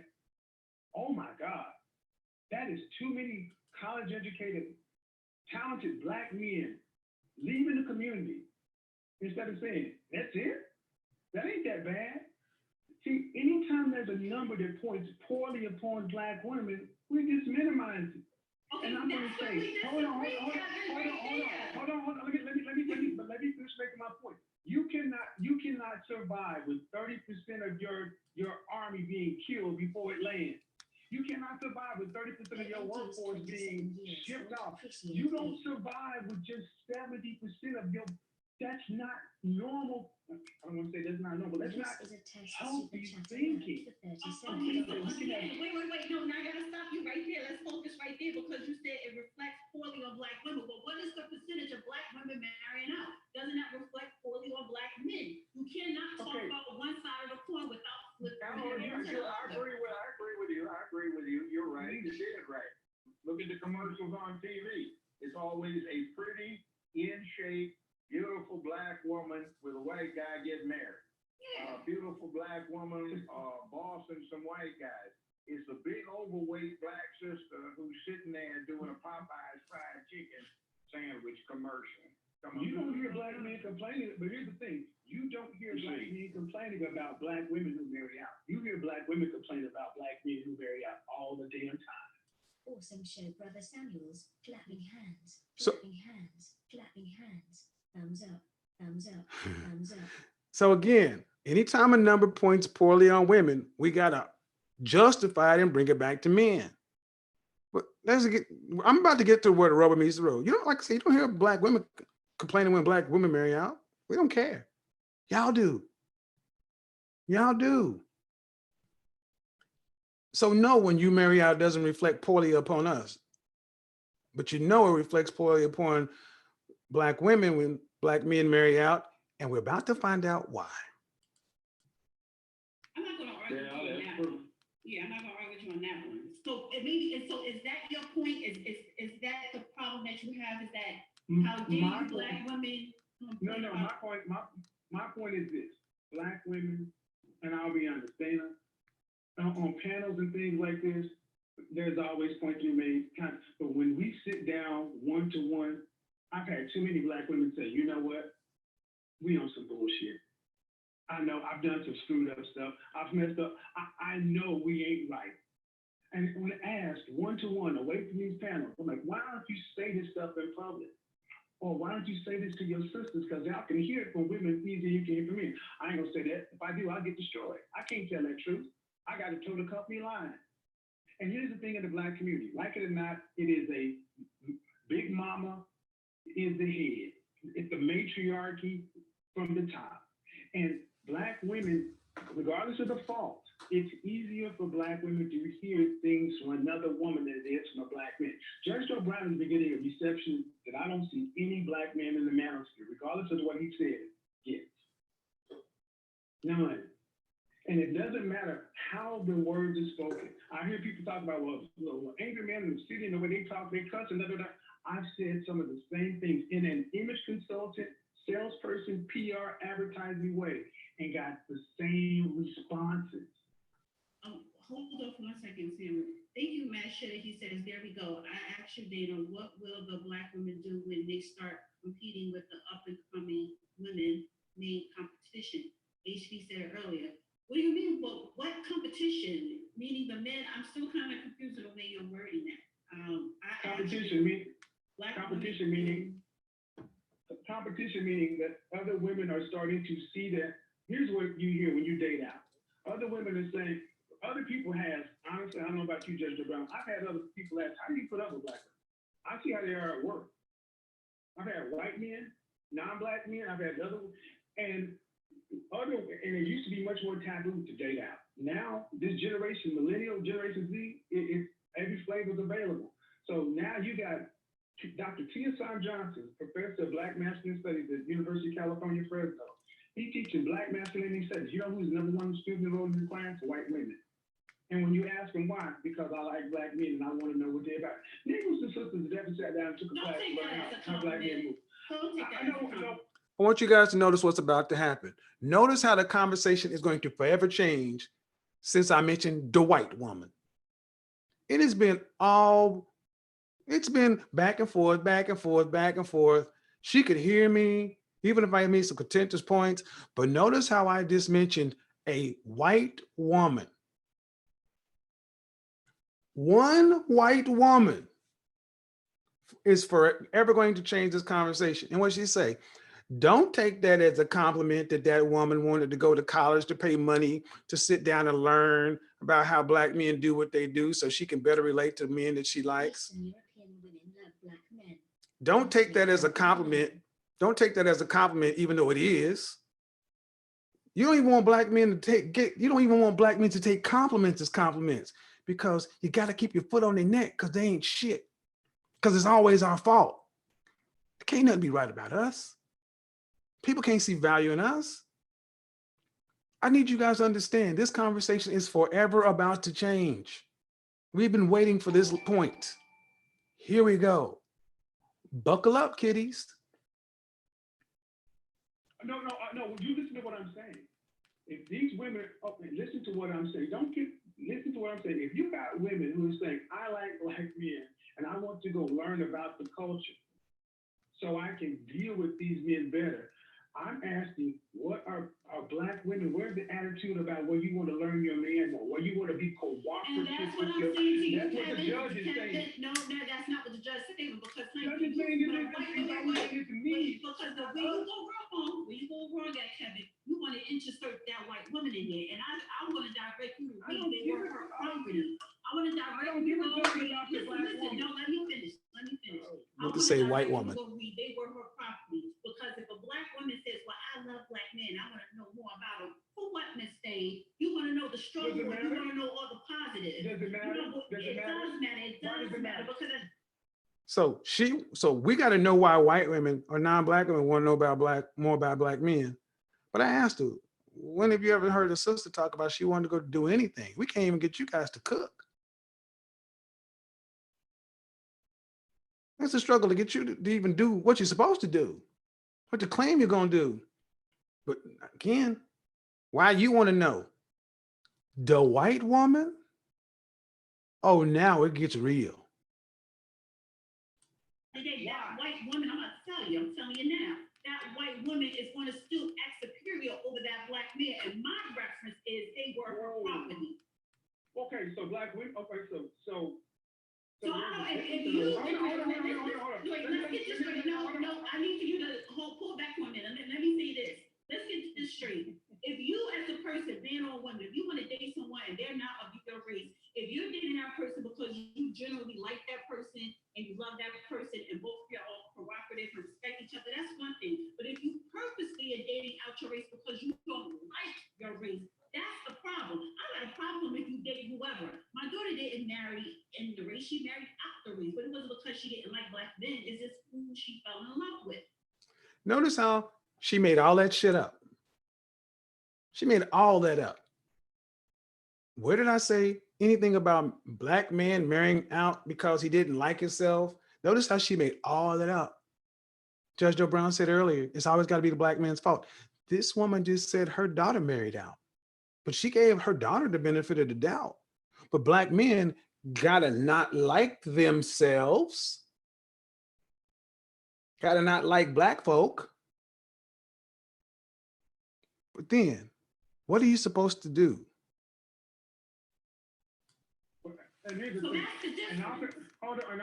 And here's the thing. Oftentimes that gets thrown out there, but I don't hear Black men saying I'm dating out because I don't like Black women. I don't hear that as the norm. They just like it. They're like, because that's all you hear on the ministry of city and state. Listen to what she just said. I just said, I don't hear Black men saying I'm dating out because I don't like Black women. And she's gonna sit here and tell me that's BS. So brothers, she's trying to say all of you guys in the manosphere who will talk about dating out, you're doing it because you have said you don't like Black women. I say Obsidian. Obsidian, Dana, just so you know, has been in a relationship with one Black woman for the last 11 years. You just made all this shit up.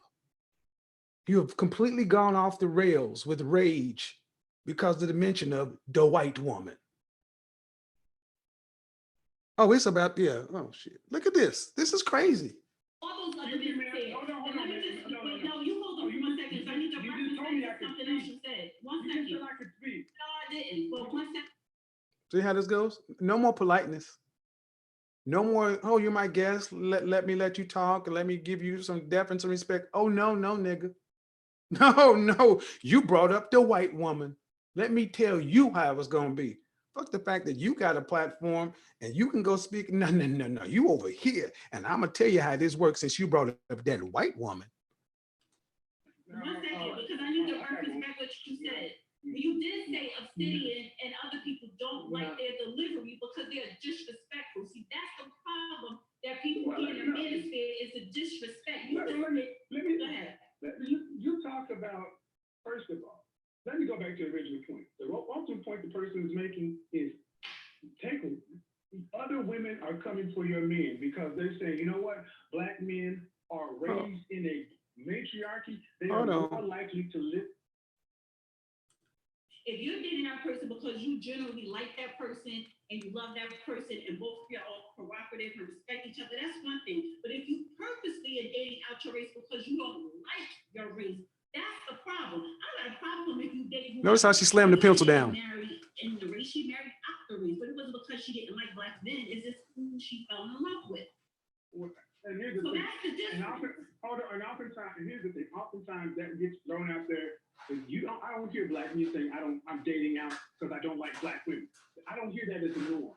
They just like who they like. Because that's all you hear on the men feel. Obsidian said, all those other men said. Let me just, no, you won't go for 1 second. So I need to reference something else you said. 1 second. You said I could speak. No, I didn't. But 1 second. 1 second, because I need to reference back what you said. You did say Obsidian and other people don't like their delivery because they're disrespectful. See, that's the problem that people hear in the manosphere is the disrespect. Let me Go ahead. You talk about, first of all, let me go back to the original point. The ultimate point the person is making is other women are coming for your men because they're saying, you know what, black men are raised in a matriarchy. They are more likely to listen to me because they were raised by their mom. This is all women. Oh, that's true. That is true.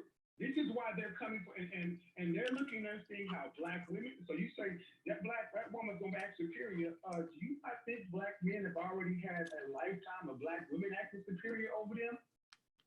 So I mean, due respect, Dana. Hold on, due respect. Due respect. That may make a difference to you, but you got to ask the men why they're going, and you got to listen to them. And you can't just listen to the few people who are hating. I told him to go. If you can't find you, see, there you go, Judge. Well, see, we can't remember all that. We got to understand and everything else.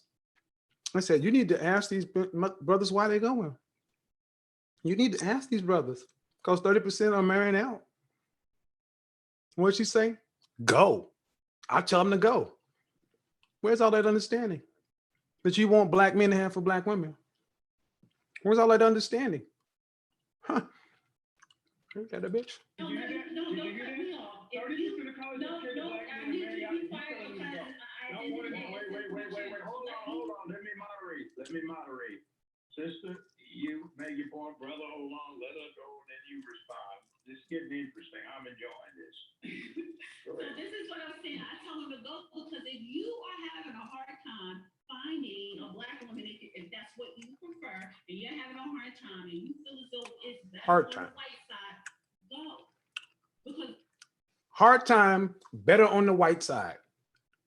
Listen to the words, people. You can't make this shit up. the majority is still going to marry within. I don't have a problem finding a good black man because if I'm coming up against a certain type every single time, then I need to look at myself and not that other sex. So if you can't get a black woman and you having a hard time and you think it's better on the white side, then go. Because if it were me, I don't have no problem finding a black man because you know I got it like that. But if I was having a problem coming up with the same thing every time, or the first thing I would do is I get in the mirror and look at me with a straight fucking face. Said you will get in the mirror and look at you. Well, sister, if sisters will get in the mirror and look at themselves when they keep getting the same results, the black manosphere would disappear.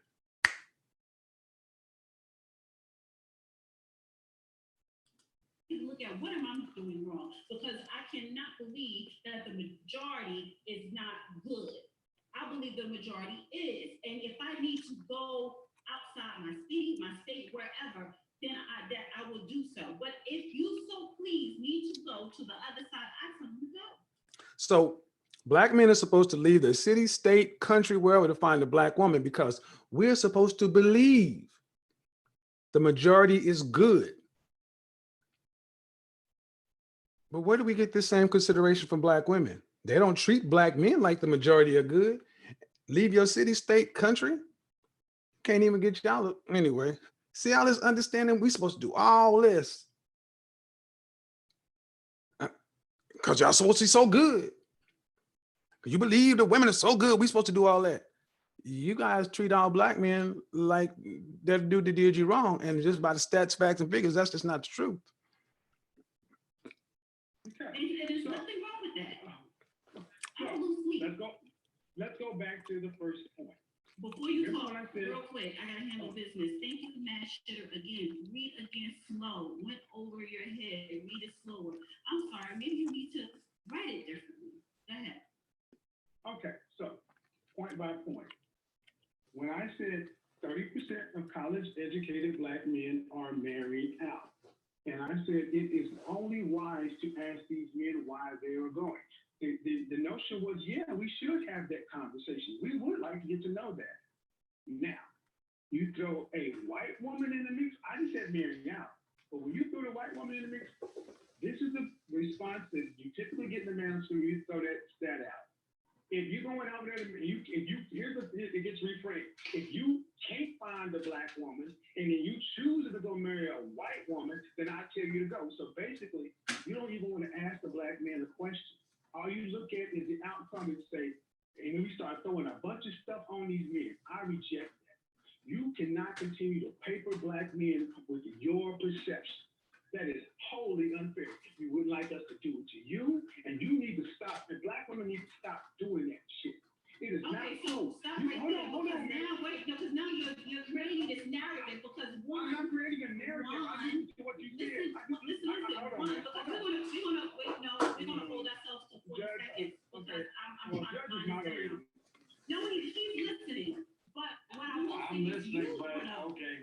you brought up the white Okay. woman. I did not. You brought it up. I brought up a white woman in one case going to a No, class, you did not marrying not. out. But you Yes, I did. brought Oh, no, it up. I brought her up going to a class, not marrying out. Who were they marrying out to? You married other than white, other No. than black. But I when I get that, said other marrying than out, black. But then you specifically said white women talking about the class. And I said, okay, so I specifically was talking about a white woman to counter that. But overall, if you cannot find a decent Black woman to fit your needs and you feel as though you have to go out to whoever, yes, go do so. You are a grown man, you can do what you want. She is a grown woman, she can do what she wants. Me, I don't have a problem finding a good Black man. Maybe you do. Maybe you don't want to change yourself. But if you so please, if you need to go, then go. But don't come with me with the talk of other women are better than Black women. See, I don't tolerate that. Where did I say any of that? Again, I just asked her to stop putting her perceptions on me. Where did I say that men are saying any of the shit she just said? Notice how just mentioning the white woman, and this shit has gone off the rails. Over talking, cut me off, no platform civility. It has become ridiculous. It got so bad at one point, I was like, you know what? I could shut this shit down and go start a stream and shut. No, just rude, irrational. And here's the worst part. You were making all of this shit up. I didn't say those things. But your godfather's good at what he does. So, back to what I said. 30% of college-educated Black men are marrying out. No race. Out. Then 15 minutes later, I made a completely different point about a completely different subject, and I mentioned that one person said the highest for the LinkedIn Connect. enrollees in his class were white women. Those 2 points somehow got tied together and said Black men are marrying white women. That always happens. I did not say that, so please stop changing that narrative and just Those move things, on. it got tied to the point is, okay, here's how it did get tied to. How do we know these Black men can't find a Black woman and they can't do this, can't do this? Maybe they fell in love with somebody and they just treat them nice and they decided that they want to be with their person. Kind of like what she said about her daughter, right? She gave her daughter all the outs. You know, my daughter married out. She found someone that did all that other kind of stuff. See, she could do that with her flesh and blood, a woman. Yeah, makes perfect sense. But when it's Black men, you got to have a hard time, can't have nothing, can't do nothing. You got to, and then you want to go over to find a white woman and go. Just don't come back and say nothing about them being better. She's got a mouth on her. None of that understanding. None of the shit she was popping before. Why do we not want, hold on, man. Hold on. You don't know what they say because you don't ask them. And what it is Dana, you just assume I'm not going to say you. Black women just assume that all this stuff. If he's marrying out, I don't even want to talk to him. Just go. Go over there and don't say nothing. That's the ultimate thing. You know what? Simone Sanders lost her job at CNN because she kept saying black men always with their unsolicited opinion. This is where it all wraps back, Judge. Black men, they don't want us to be heard. Don't say nothing. We're not supposed to talk. Black women can say anything you want to, but you can't even ask your brother, hey, brother, you went to University of California. I see you married this woman. I'm happy for you. Let me ask you, brother. I'm just curious. How did you meet this woman? And just listen to her. What's so hard with that if you want to build a community? And this is where the cooperation part comes in. Hold on, sir. Hold on. This is where the cooperation part comes from. How are we supposed to be responsible for somebody who don't even want to listen to us or talk to us? I'm bringing it all back to the subject.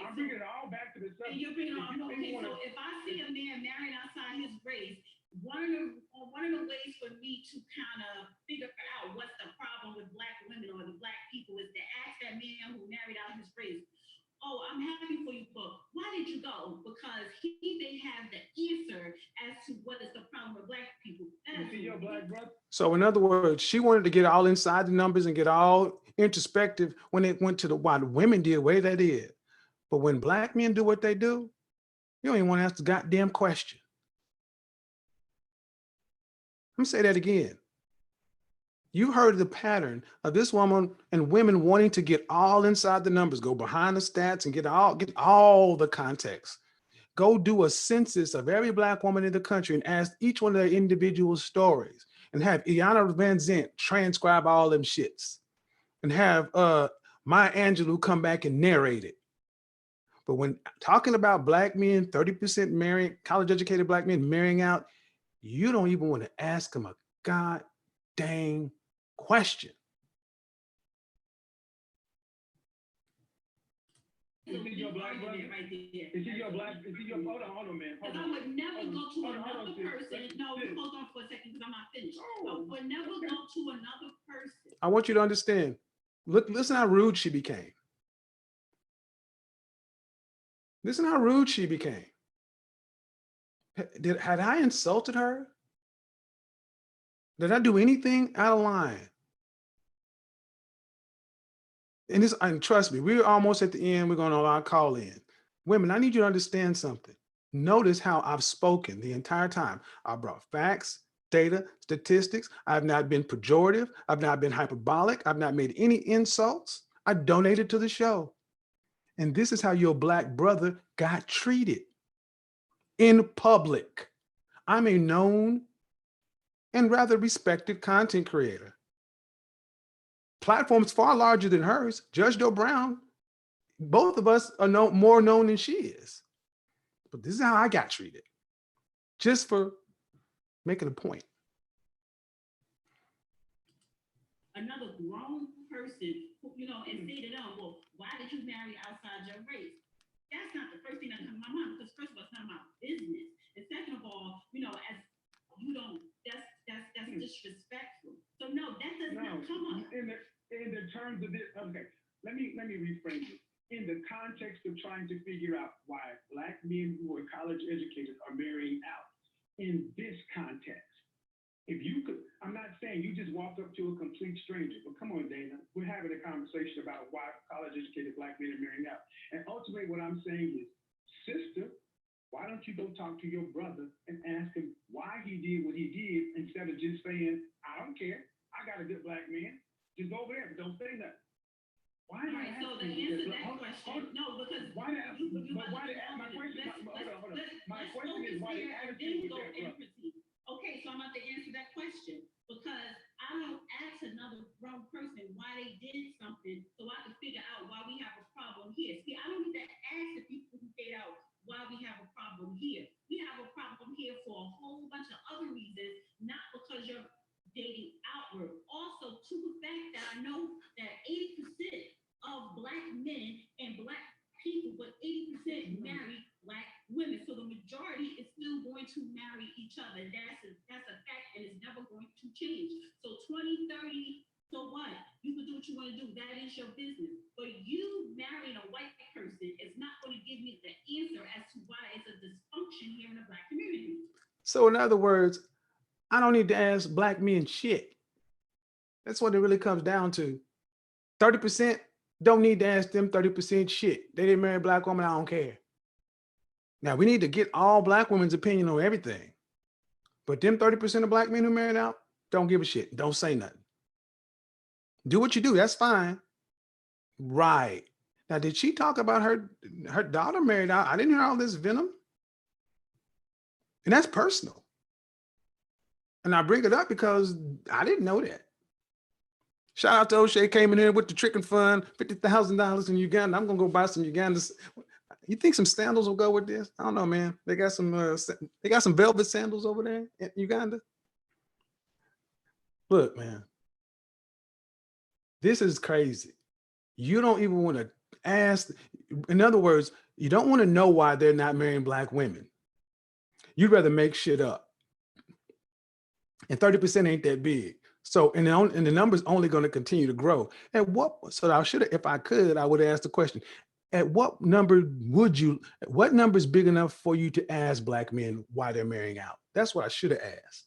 Okay, if 30% ain't big enough, how big does the number have to get before you decide to get curious and start asking why these black men aren't marrying black women? Because they're marrying somebody. Black men are 836,000 more marriages than y'all, and y'all are 2 million more people. It ain't the fact that we ain't marrying.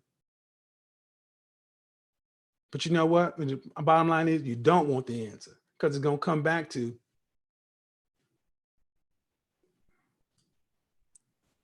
And if you don't understand that, then okay, we'll never come to a common ground. Well, here's something I want to add as well. Until black women can come to a place so where they can start speaking to their black brothers with the same kind of love, empathy, and understanding and all this stuff that you want and expect and should get from us off the rip, whether you agree with what you think their decisions are or not, then what's the point? That's ultimately what it gets right down to. Because like it or not, 30% of college educated people, that's a big number. We can take that situation and pepper it in anywhere in the black community. You know what it comes down to? Black women talking to black men and black men talking to black women. See, black men are far more willing to talk to black. I mean, because I have to interact a little bit with the people that are listening. Thank you, Nia. She says, hey, for me, I believe I must look within first. I also believe in the power of black men and desire to be a helpmate for one. I must remain virtuous in that partnership. Nia, great show. Thank you, Nia, because I know I had a problem with your name earlier. Thank you again, ADP, and thank you, Masha, that HB2 got it. You do respect my dog. Yes, I do. I want more. Go ahead. Well, here's the ultimate what it comes right down to. These conversations get heated. But here's what it's always going to come down to. Black men and black women, fundamentally, the biggest problem is Obsidian was right. As a collective, we don't listen to what I'm saying.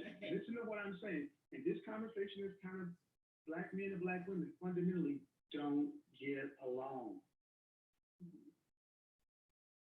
If you cannot get along with the male and female, how do you get relationship, marriage, family? How do you get the fundamental unit of a community, of a family, if the man and the woman can't even have a conversation? This is why at the root of all of our stuff, we get together and have babies, but we can't stay married because here's the sad part. I believe that there's a case that can be made that black men and black women are just fundamentally wanted. Something else Obsidian said. And like it or not, I didn't listen to him, but we want different things. We are on different paths. We don't talk to one another. But I will say this. I have been a part of, since '89, been part of relationship seminars and so forth. I find black men are far more willing to hear out black women. In the group, that black women are willing to hear out black men. We get shouted down to the point where brothers just throw their hands up like, I don't even want to talk no more because you don't want to hear what we're saying. That's why you get all these strange movements. Let me interject something in here. This is from Joe Brown. My analysis that I've done over the years is that Black culture is such that Black women blame Black men in great part for their part of the situation. In other words, if we had real men, we wouldn't suffer like we do. Okay? They are, for the most part, the sole parent the child gets contact with these days. But unfortunately, what they are programmed to teach the children is the exact opposite of what they need to teach the children if they are to generate grown men who will do something about that part of the equation. Now, you touched on something profound, and you made me think of somebody I worked around for all 15 years I ended that program. Every time I went in there, she was one of the people who worked in the green room. She now is 66 years old. She's white, but she's never dated a white man in her whole life. And she said, I look at a Black man and I know that if he's doing anything comparable to what a white man is doing, he had to work 4 times as hard. So he's a more impressive man. Second thing, I know he's so damn tired of always being in a fight with his Black women about it doesn't make any difference what they're fighting about. There's got to be some bone of contention just because the Black woman wants to win at something. And the only person she can possibly win with is at home. She says, I've dated a lot of Jamaican men, and they have a thing where it's unseemly for a Jamaican man to argue with a woman.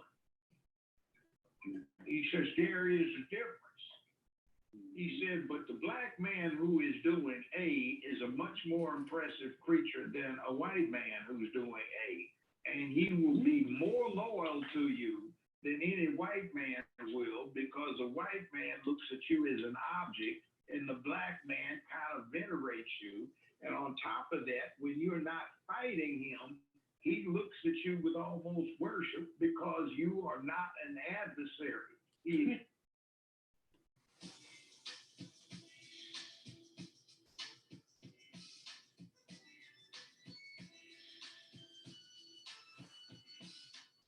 Thank you, Judge Joe Brown.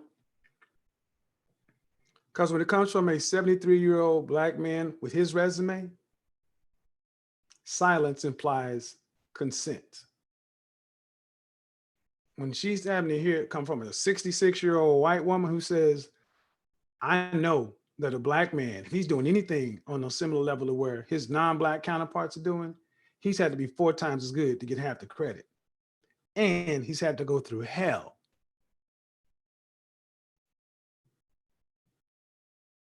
This is what other women are saying about Black men.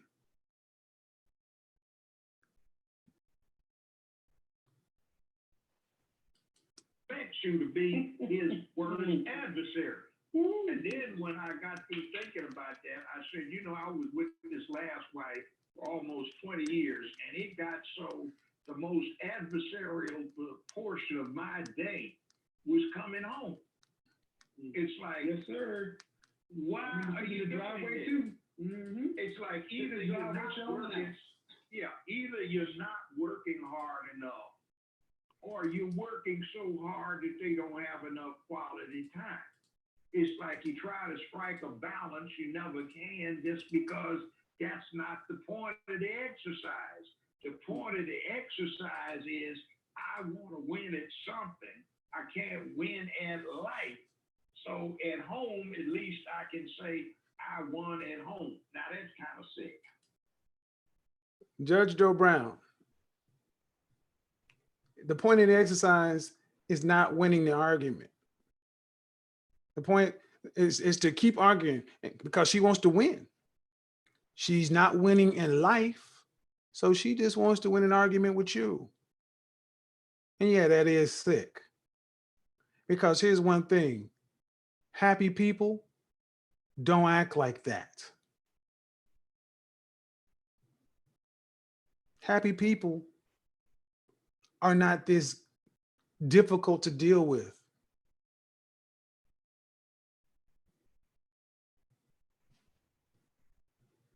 Whose responsibility is that? Your life, your lack of happiness. Well, and this is what the brother was trying to say in the chat room. Women of non-black women are seeing that black men are good men. And as a black man in corporate America, yes, Judge, everywhere I knew, I was the pepper in the speckle sauce. The higher up I went, the whiter it got. And I had to work 3 times as hard to get half the credit. So they expected me to marry out with a white woman, but no, I married a black woman. And I feel you, Judge, because I'm sitting there like my non-black counterparts don't deal with nearly the shit I'm dealing with. I done married you, and took your son in. I mean, please, anyway, you don't have to do nothing except be nice. And I couldn't even get that from you. So look, brothers are to the point to where we love y'all, honestly, this is my opinion. We love y'all more than y'all love us. We love y'all almost to the point, and men should love women, and women should love children, but here's the problem, the social contract has been broken. And black men, if other women are starting to look at your black men with reverence and saying, he's nice, he's this, what do non-black women see in black men that black women can't see? Why are they going? That's why I'm saying that 30% of black men are married. Question for the evening, ladies. What do non-black women see in your black men that you can't see? Because again, black men have 836,000 more marriages. Other groups of women are targeting black men because we were raised in the matriarchy. We're more likely to listen. We're more likely to do a lot of things. You don't see any of this as a value. Where's the praise that comes from when do you hear sisters in mass complimenting black men for being able to do what we've done? When I said the black men are doing better than ever before, it ain't because they were raised that way. They did that in spite of. You want everybody to understand the black woman's plight. You say we're equals. You say we both got shit, but you don't treat your men with any understanding because it's just a talking point. It's all about you. And now the cover's been pulled back. The jig is up.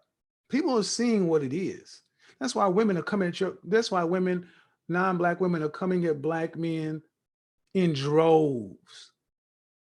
They're saying, you don't want that good man? Oh, 51% single with no children? Good. The majority of them in the middle class? Good. Oh, and he'll treat me like a person? Not an object? He has reverence for his mother? Oh, shit. Yeah. And all he wants me to do is be nice? And you asking him to go build Wakanda and destroy white supremacy and racism. And then you might think about giving him, let me use the right word,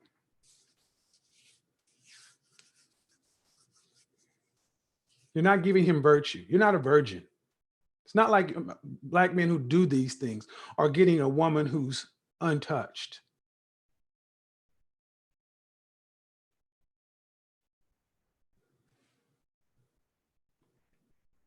A woman's value worldwide has always been in her youth, beauty, virtue, and her womb. Well, if you're not young, you're older, that's gone. If you're not a virgin, that's gone. If you have children, that's gone. I didn't make the rules. That's 3 out of 10. That's 3 that could be for the black woman. We gotta ask, okay, what are these other women seeing? Then they had a little mix in here. Okay, I've been in this legal profession for going on 10 more about minutes. 50 years, okay?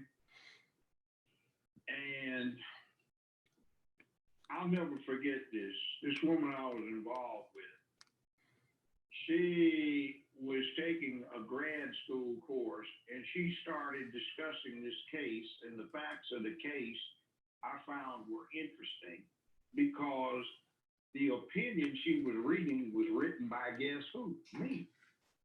So I was going to tell her about the facts of this case and what it was really about, but she wasn't getting it. So I wrote it. She's studying it, but she doesn't realize I'm the one that wrote it.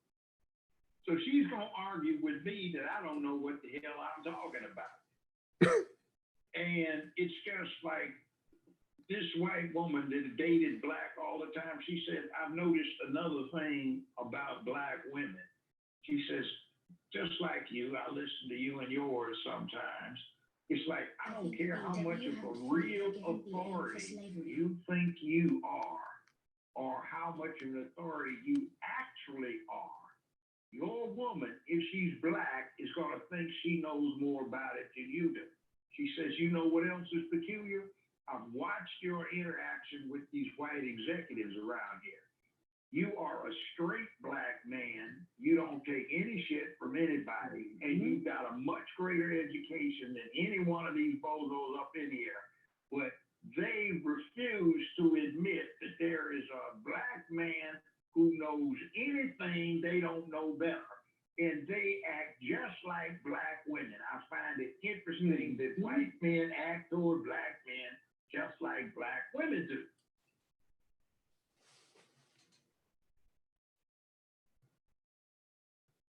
Let that marinate for a minute.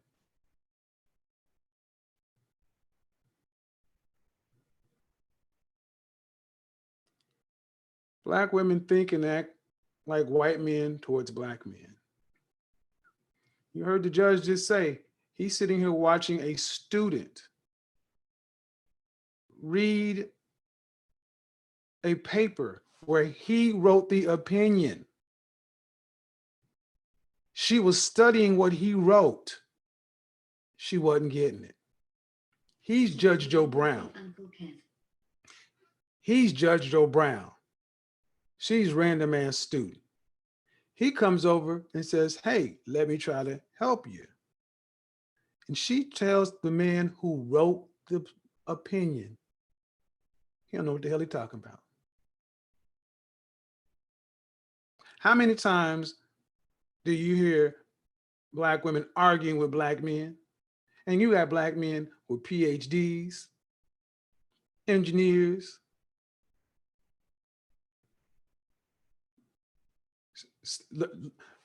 degrees, certifications out the wazoo. But you know better. Other people see this. In other words, there's a problem because no matter what you know, how expert you are in it, how many people acknowledge that, how many papers you've written about it, your black woman will know more about it even if all she is a hairdresser.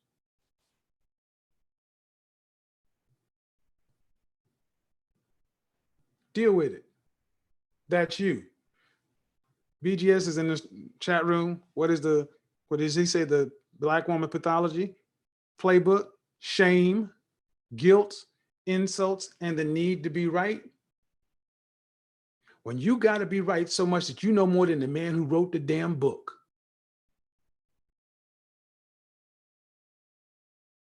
You ought to be shaming yourself. But that's the problem. Shame has been removed. No more than everybody, especially black men, because we ain't nothing to you. And that's really what it comes down to. Somebody says, never forgiven black men for slavery. Knock that shit off. Other people have been enslaved. That's bullshit. Cannot accept that. It's power. Judge Joe Brown, what you just said, like, there's not a hair's difference between the way white men and black women look at black men. That is fundamental to the way a lot of black men see this. And if that's what you said it. People in the manosphere said it. Like it or not, I've heard other people whose names I'm not going to say. Watch your last 2 live I'm streams. wondering, what is it going to take for sisters who want to answer these questions before they start listening to what men are saying? You're being compared to a white man and how you treat your brother. Yeah, Y'all gotta own it. Y'all gotta look at that. There's another thing too. I get a lot of rebound action. In other words, somebody I knew 30 years ago, 25 years ago, 35 years ago, and they're coming up to me, they want me to help them out. I said, no, I was trying to make moves on you that would have been legitimate back when we could have courted it, would have amounted to something. Clean up, man. You don't have any part of it because you decided you're going to get fly dude, and now you got it and you're stuck with a mess. Don't come to me to clean it up. There's a podcast called I Refuse to Be the Cleanup Man because so many men are doing exactly that. In my generation, it was common to see black men who were stepfathers.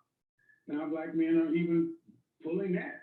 See, and we're to the point to where if we're going to get anywhere in the community, we're going to actually have to have a real conversation where the women are looked at and the men are looked at. And we see, do we want to be together? Do we want to be together, or do we just want to blend in and go away? Because this ain't working. This ain't working the way it is right now.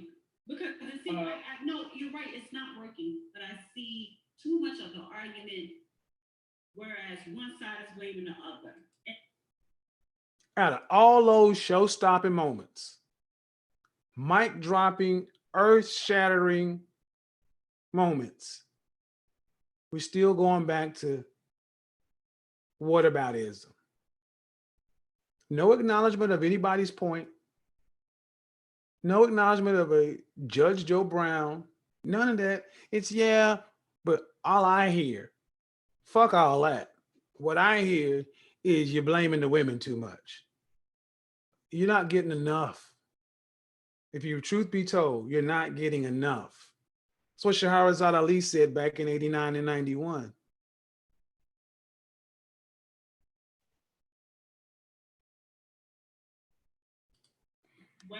The issue the stance that I'm taking here is you have to stop doing that. And you have to look at yourself and own up to your faults. And if the man is not doing that, taking that responsibility, because that is the next topic. She said, you got to look up to yourself and own up to your faults. Sorry, Dana, but a black woman saying that? What? I mean, some stuff it's so hard to believe. I'm like, you said that with a straight face. You got to look up to yourself and own up to your faults. Yeah. Y'all do. Black men get held accountable. We've always been held accountable. We cannot escape ours. If a woman is not doing that, taking her responsibility, because I had topics on that before, then we're going to get nowhere. So you could sit up here and say, well, white women take classes on. Ooh, that white woman! I told you that white woman. That white woman was 40 minutes ago, and it's just I mentioned a white woman in a class, and she has been a different woman ever since then. BGS, I hope you can get on. I want you guys to understand that white woman is fucking with her. One isolated white woman in the class, and she is fixated like a fucking pit bull. Men or whatever, I wouldn't trust that, but whatever. The 30% that's graduated from a particular college, married outside their race, they could have married another person, quote unquote, of color, don't have to be white, but at the same time.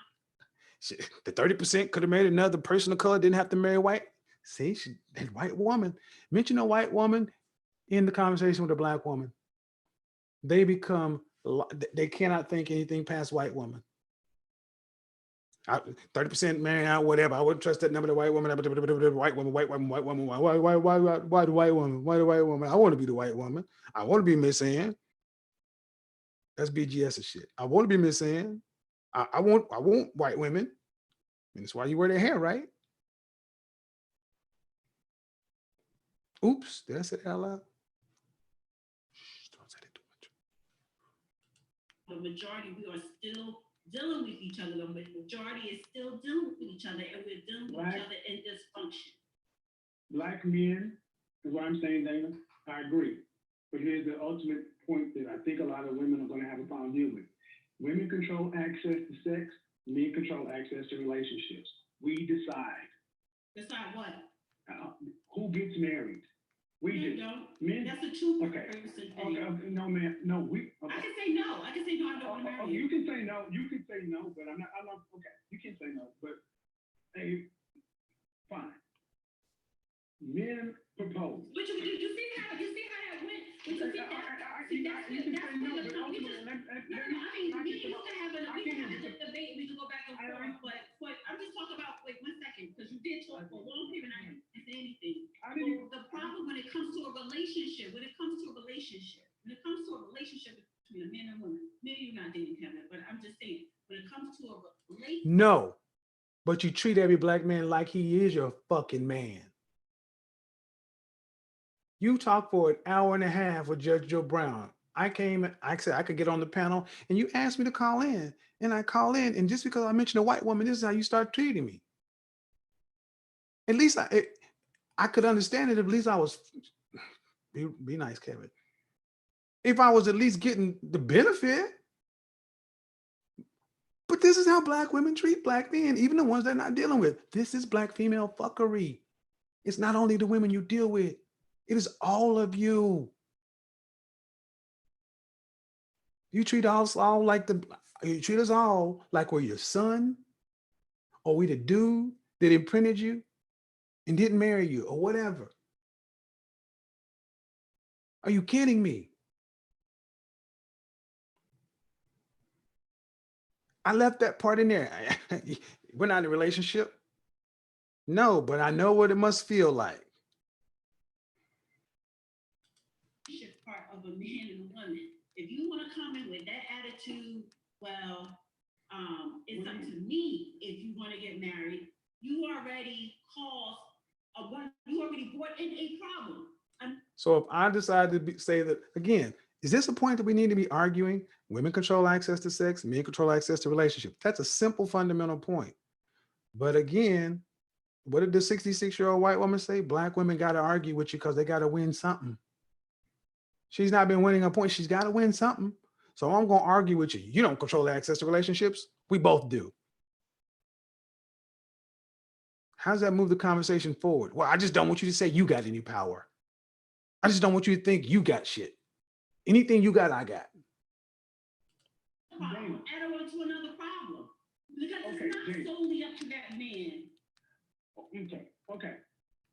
I didn't say women don't have a choice. I said men decide. You can choose to say no. He decides too. You don't make the final decision. Let me get back to can I get to my I was about to make May I make a suggestion? Yeah. When you have a little time and we get off of this distancing thing, go to the zoo, have your lunch, and go watch the primate section. Watch the baboons and the chimpanzees. I would do watch the female dominate.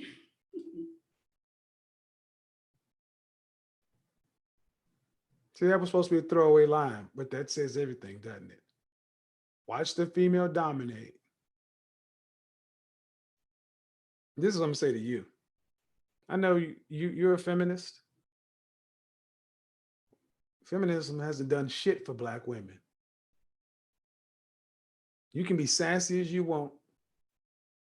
I mean, all little throwaway lines you want. But black women on a whole are miserable, eating themselves into oblivion. But your desire to have to be in so much fucking charge of everything Like I said at the beginning, ain't nobody rushing to try to get to women who are not going to be cooperative. Women dominating.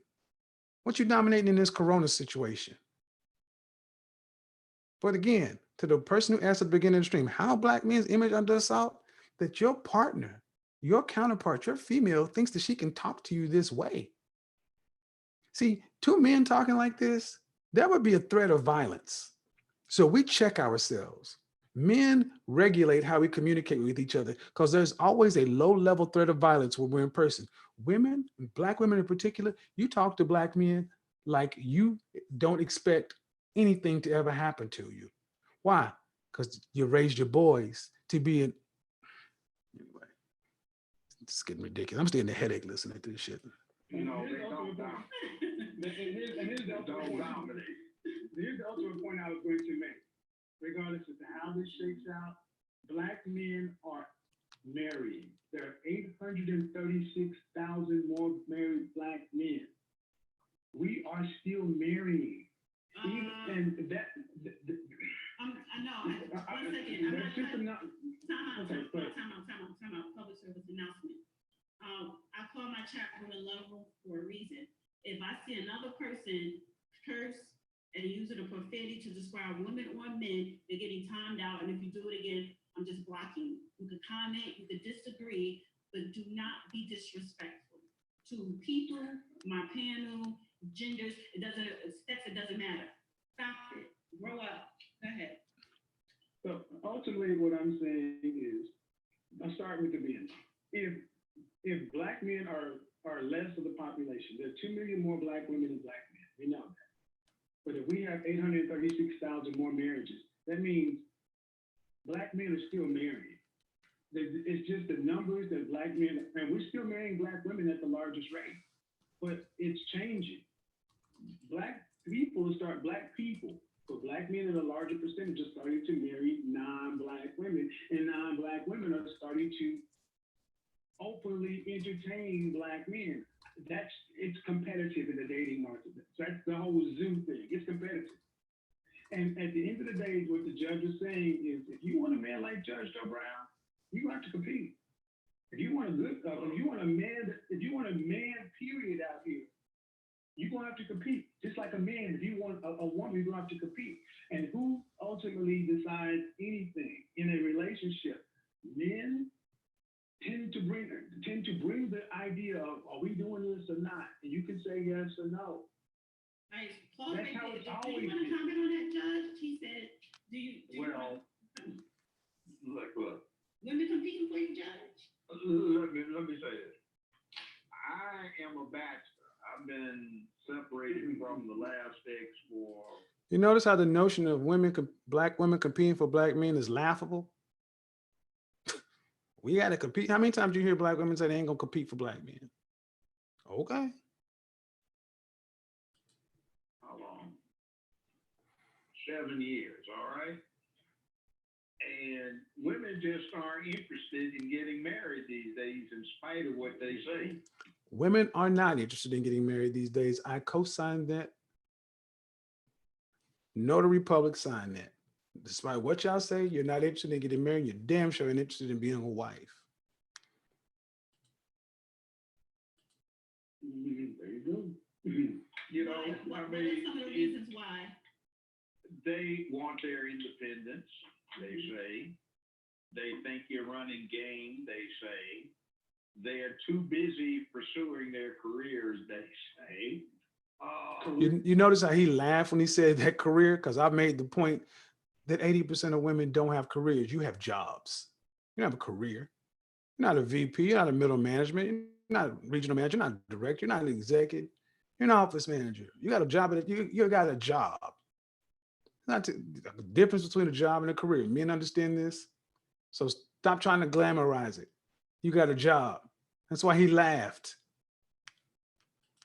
That they don't have. And one of the ones that always gets me, you don't understand. You're retired now. I've got to work so and so. I said, look, did it occur to you that during the time I was working and paying my dues so I could get a little rest, which I don't have now, Everybody I know wants to get to 3 hours on the radio, you know, and I get no social time. You know, I have another caller. I know what it is. I know what it is, but you remember when we used to date before I got married the last time, you were always complaining I needed to find time for you. Now what goes around comes around, you know. Especially since you want me to, you know, when we go on a trip, we gotta go shopping too, you know. Hey.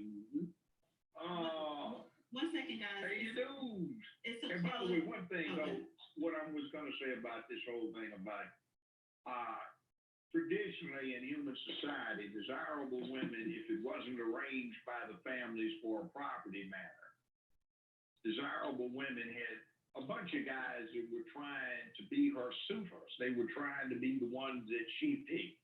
See, men offer, women pick. That's basically the way of it with humans. Yes, ladies. See, so here's all you have to ask yourself. If you are, when asked the question, what do you bring to the table? Here's how you evaluate that.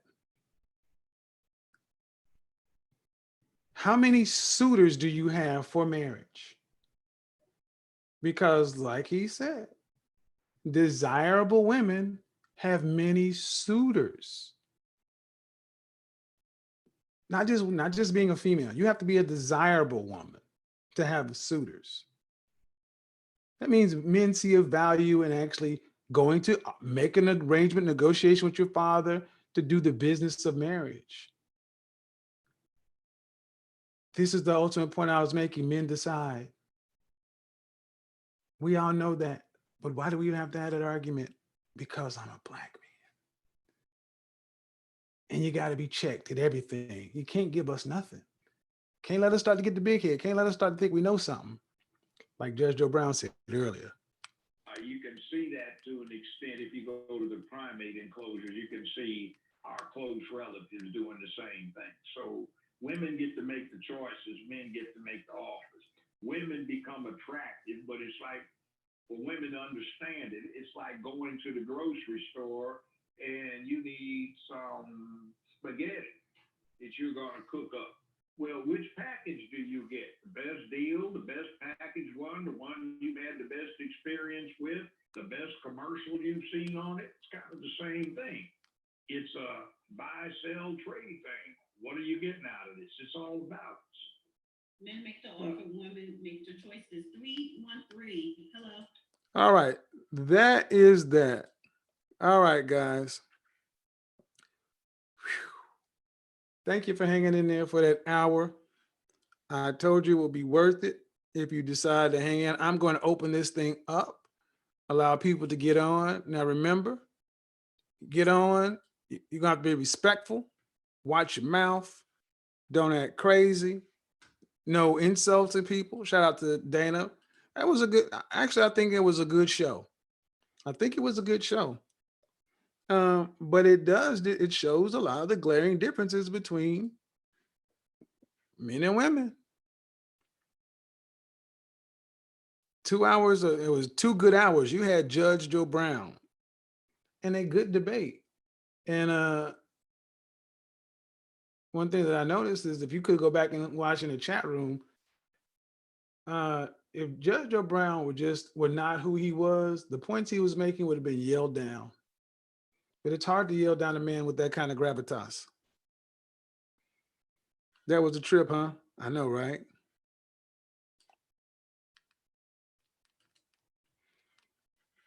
That was a trip.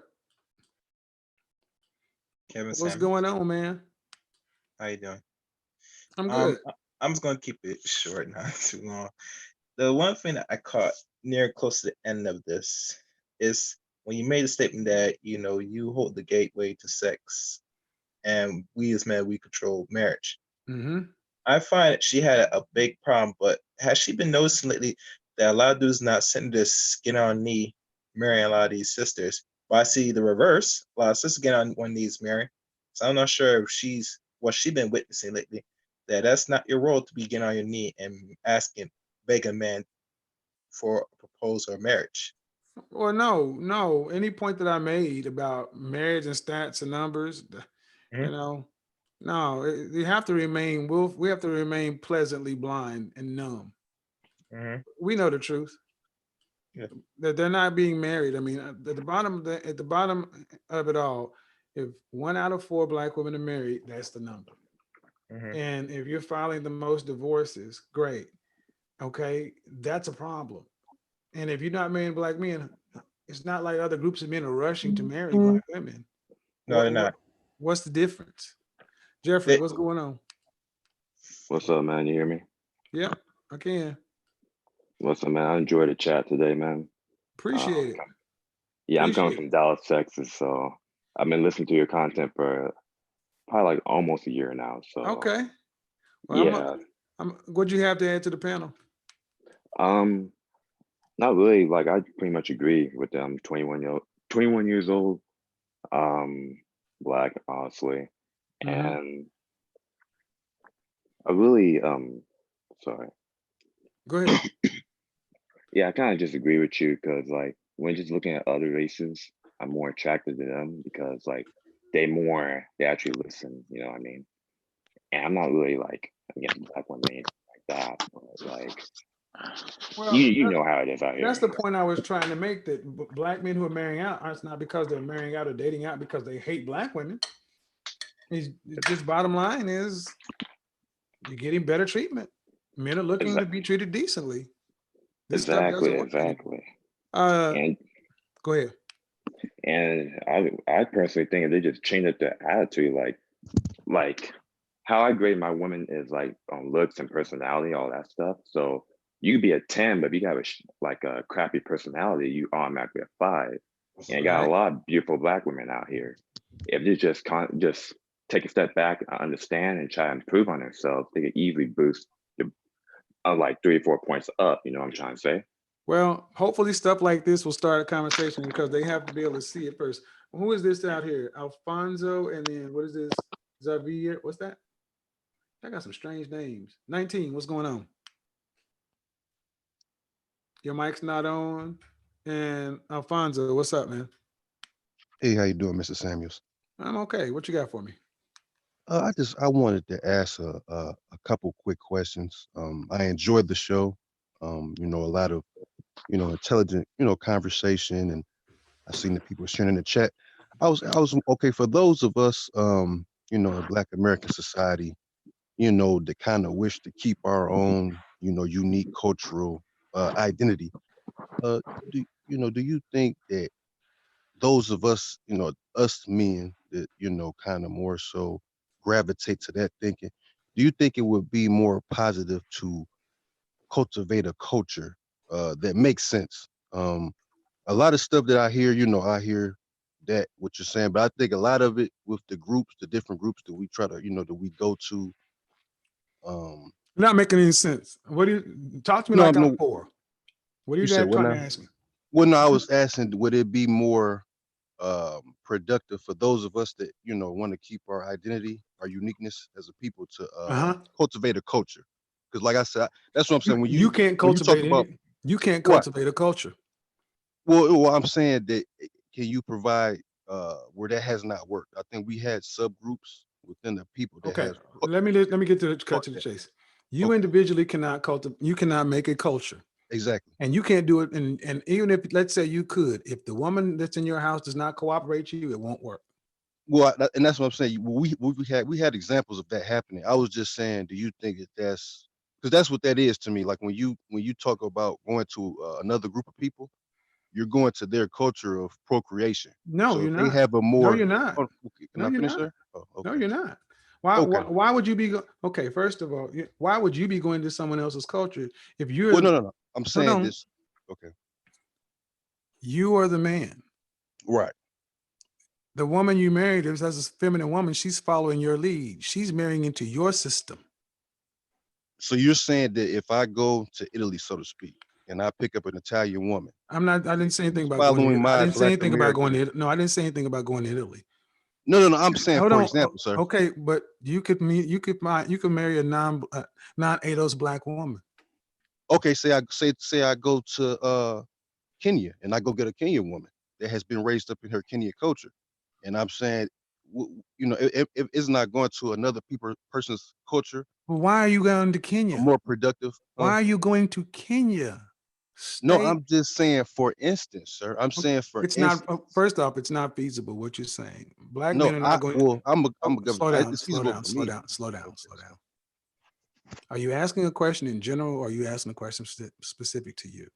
I'm asking the cultures. I'm asking a question specific to me. I was saying that those of us who want to, would it be more feasible for me to try to cultivate a culture? So say I've been brought up in the What does that mainstream mean? Black American thinking, What and does that I'm mean?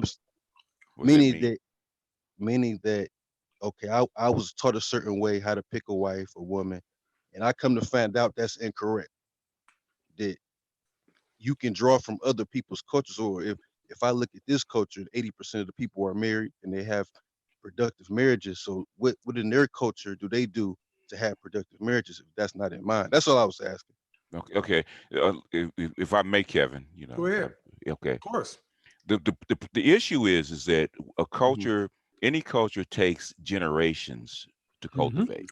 mhm, You personally, you know, me, Kevin, you know, in one generation cannot develop a culture. It takes generations to cultivate. Okay, this culture that we call Black American culture took 15 generations to cultivate. It's like almost 200 years. mhm, Okay, you cannot. One to cultivate a culture, change Black culture, which the United States has tried to do over the last 70 years, over the last 3 or 4 generations, okay, has not worked because this culture that we have in Black American culture that comes from slave culture is too embedded, okay? And Kevin can tell you, because Kevin's been following me for a while, I have documented this, how far back this goes and how deep this ideology runs, especially in our women. Okay, you cannot dig this culture out of the women. You can make them change their behavior, which they're trying to do in this crisis. Okay, but the embedded culture that has been passed down from big mama to big mama, as Kevin would say, okay, that cannot be undone.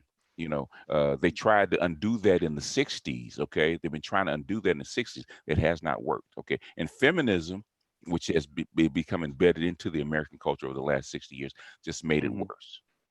And mm. so what you have heard Kevin documenting over the last hour or so is that embedded culture and the refusal for Black women to let it go. That's two things. One, Black women will have to agree to let that culture go, which they have not decided to do because they like being in charge.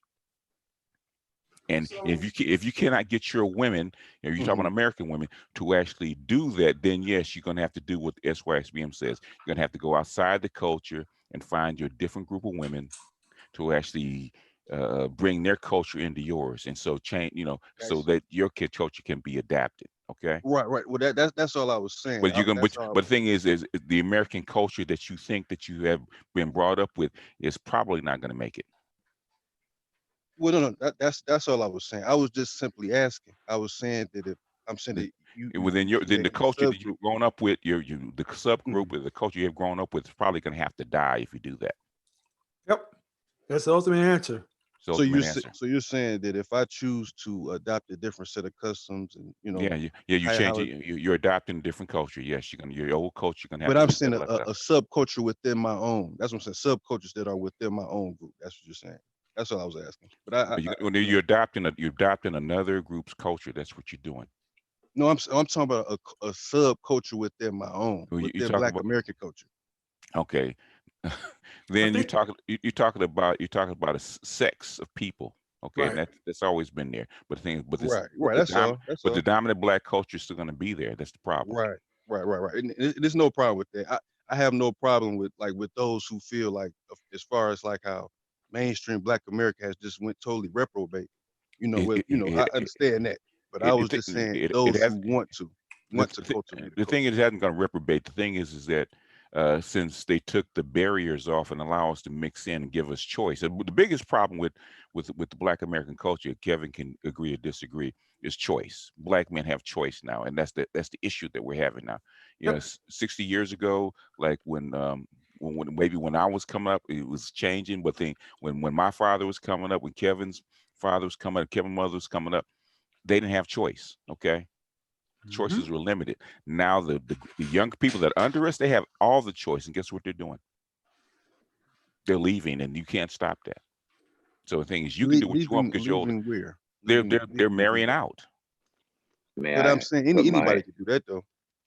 Do What? that? Do yeah? Well, okay. I mean, But that, I mean, I'm saying that's not. I'm saying I understand where y'all coming from. I'm saying because to me, y'all leader is more like Jack Johnson. That's who I look at the No, forefather. it's what I'm saying is okay. It would take, it would take a whole show to explain to you what's going on and things you're gonna have to investigate. No, I'm And saying, isn't Jack Johnson kind of like your forefather no, that thought? no, no, no, Did no, Oh, Jack no, Johnson no, go no, his own way? no, hold on, no. hold on. Jack Johnson, 1910. 10. Yeah, do the actual research and history on Jack Johnson. We know who Jack I know. Johnson is. Yeah, Jack Johnson went his own way.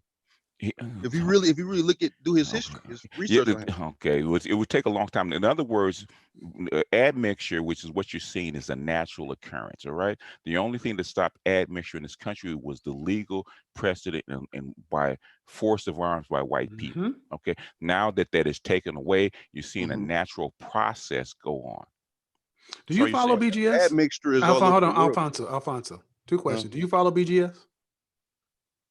BGS. Yes. black? No. Yeah. Then no, you don't. You don't BG's follow here more. Yeah. BGS is more. I And follow then y'all movement though. I do follow the hold on. going your own way Okay. movement. No. Let's hold on. And how old are you? 34. Okay. If you're really interested in learning about culture, I suggest you follow the man who was just speaking to you. No, he I said that need the you to listen to what mainstream I'm Black American saying. culture I is a need you to certain listen way, to what I'm saying. and you disagree with me, I Mr. need you to Taylor. listen to what I'm saying. I'll tell you. I'll tell you what, Alfonso. Look up a BGS Idmore. When this Yeah. stream is over, I'll start one up. We can have a conversation. Yeah. We don't want to slow Kevin's show down. Right. Yeah. So when Sorry, you sir. start talking about culture, no one in the manosphere, in my opinion, is going to rank higher than the man you just were listening to.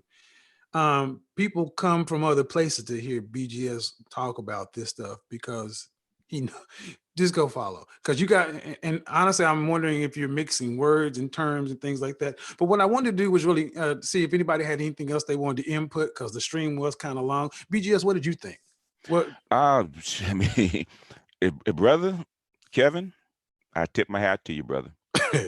and for people that we always get this thing that this only exists inside this bubble we call the Black manosphere, which is extremely tiny.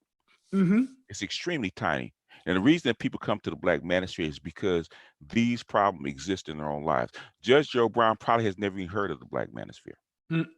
Well, what he had heard about the manosphere, his first comment was like he had heard of it, but it has been negative. And what I did in that thing was like, no, it's not. And so I said, there's not a sliver of difference between the quote unquote ratchet and the Wharton educated sister, because this is how it all is.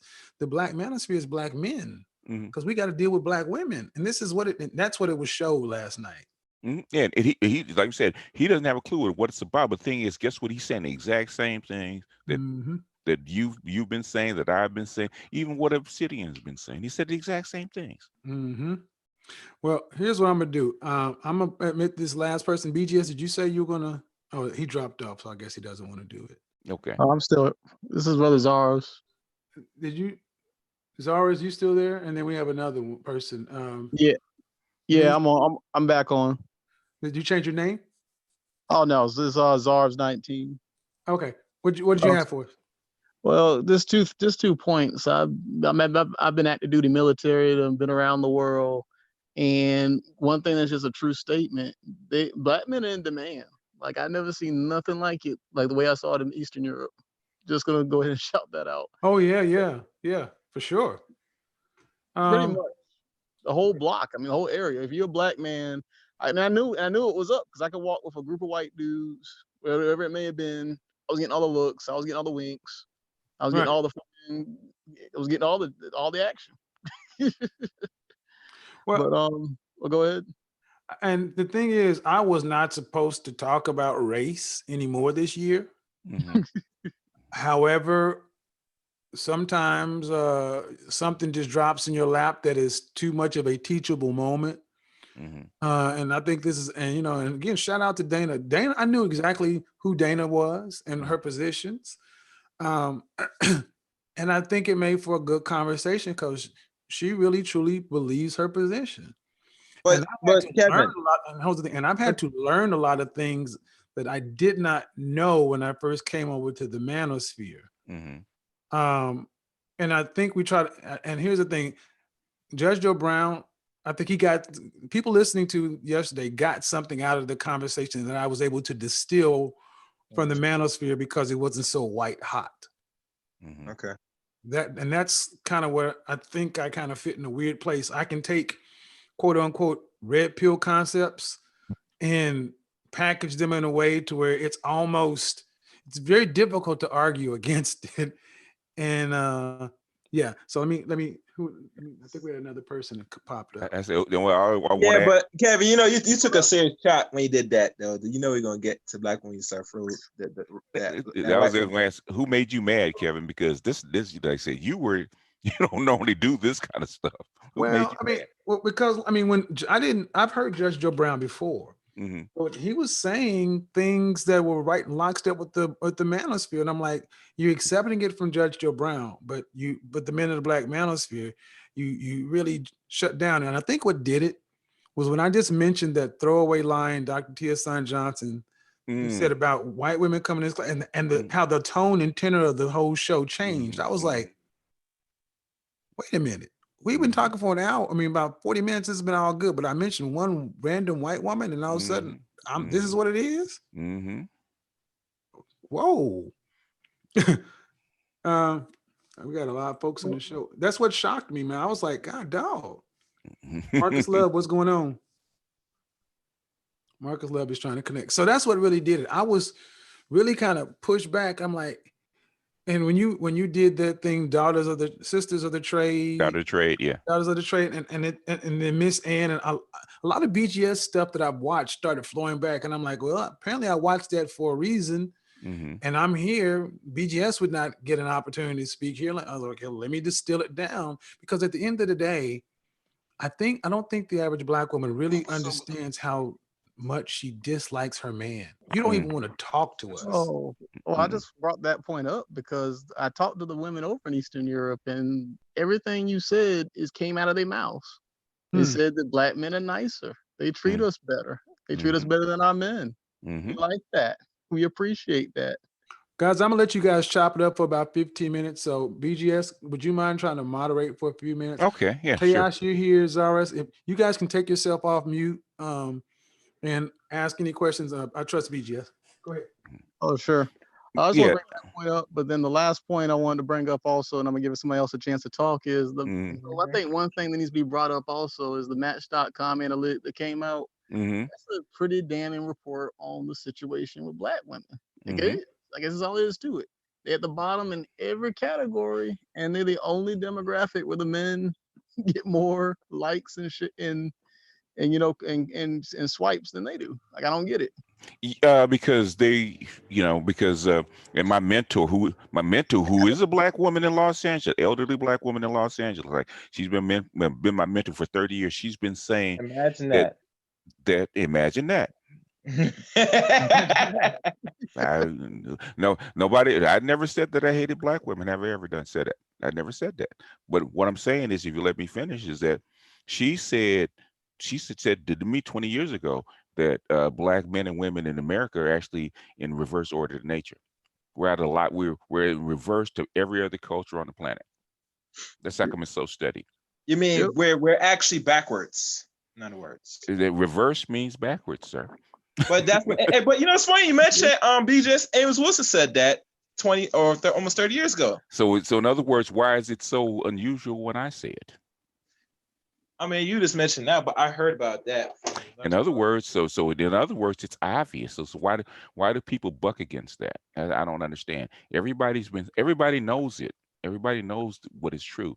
They knew what was true back in 1964, 1965, when the Moynihan Report came back in 1964. That it was a matriarchal society and it was in opposition to the dominant society. They said that back in 1964, and they squashed it almost 60 years ago. They squashed it now in academia. Like you're not gonna find any professor studying that and trying to No. delve Actually, into it. 56 Oh no! years If ago. 56 years ago, actually. But I said almost 60 years ago, and basically, and if they still are squashing it in academia, because I've talked to a couple professors that say it's being squashed in academia to this day, Yeah. even though everybody knows it's true. Yeah. And But, go ahead. well, I'm gonna go ahead and get off, but I think this last thing is just everything that was said on here is that for the most part, Black men, whatever the matriarchal society did to us, women outside of the Black society, they see it and go, oh, Yeah. you gonna be nice to me, you gonna do this, you gonna do that, and y'all don't want him? Okay. It's a wrap. Yeah, but other women been That's doing how I that know. for a long time, man. I mean, way before the internet, they've been seeing us.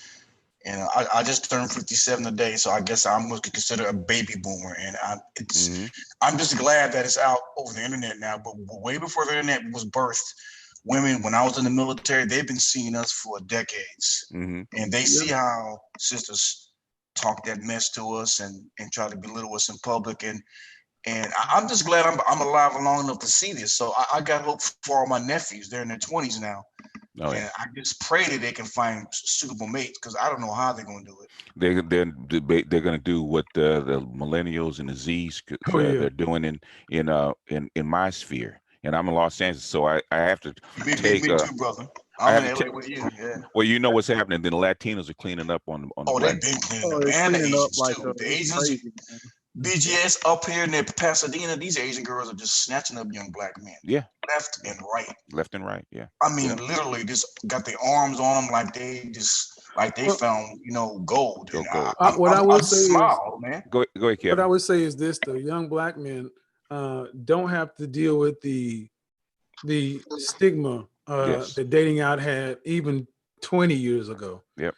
So it will sort itself out. But you know what? I'm gonna have to shut this thing down. I don't know if anybody else is going to stream tonight. BGS, I will say this: do you still stream? I stream when necessary. Right. I probably would do a stream. I might start streaming again on Fridays and let Art of Ibmore actually stream on Saturdays. But like I said, as you know, before you get off, man, I just wanted to say one thing. What's that? Slow clap from the green, brother. Very slow clap, yes, sir. I think it was a good show. I think it was informative. I appreciate all you guys. I appreciate the people who donated via the stream.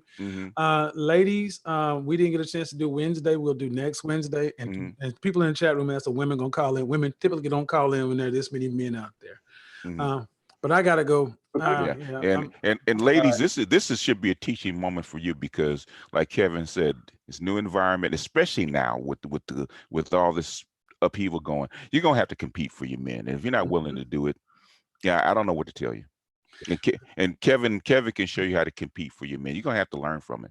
Yes, you're gonna have to learn something, because I'll tell you right now, Atlanta is becoming a hotbed of competition, my brother. Well, I know it is. All right, guys. LA, it's over in LA, so Atlanta's the new battleground. All right, guys. All right, thanks, Kevin. Later. Thank you, Kevin. Good night, Thanks all. for having me on, brother.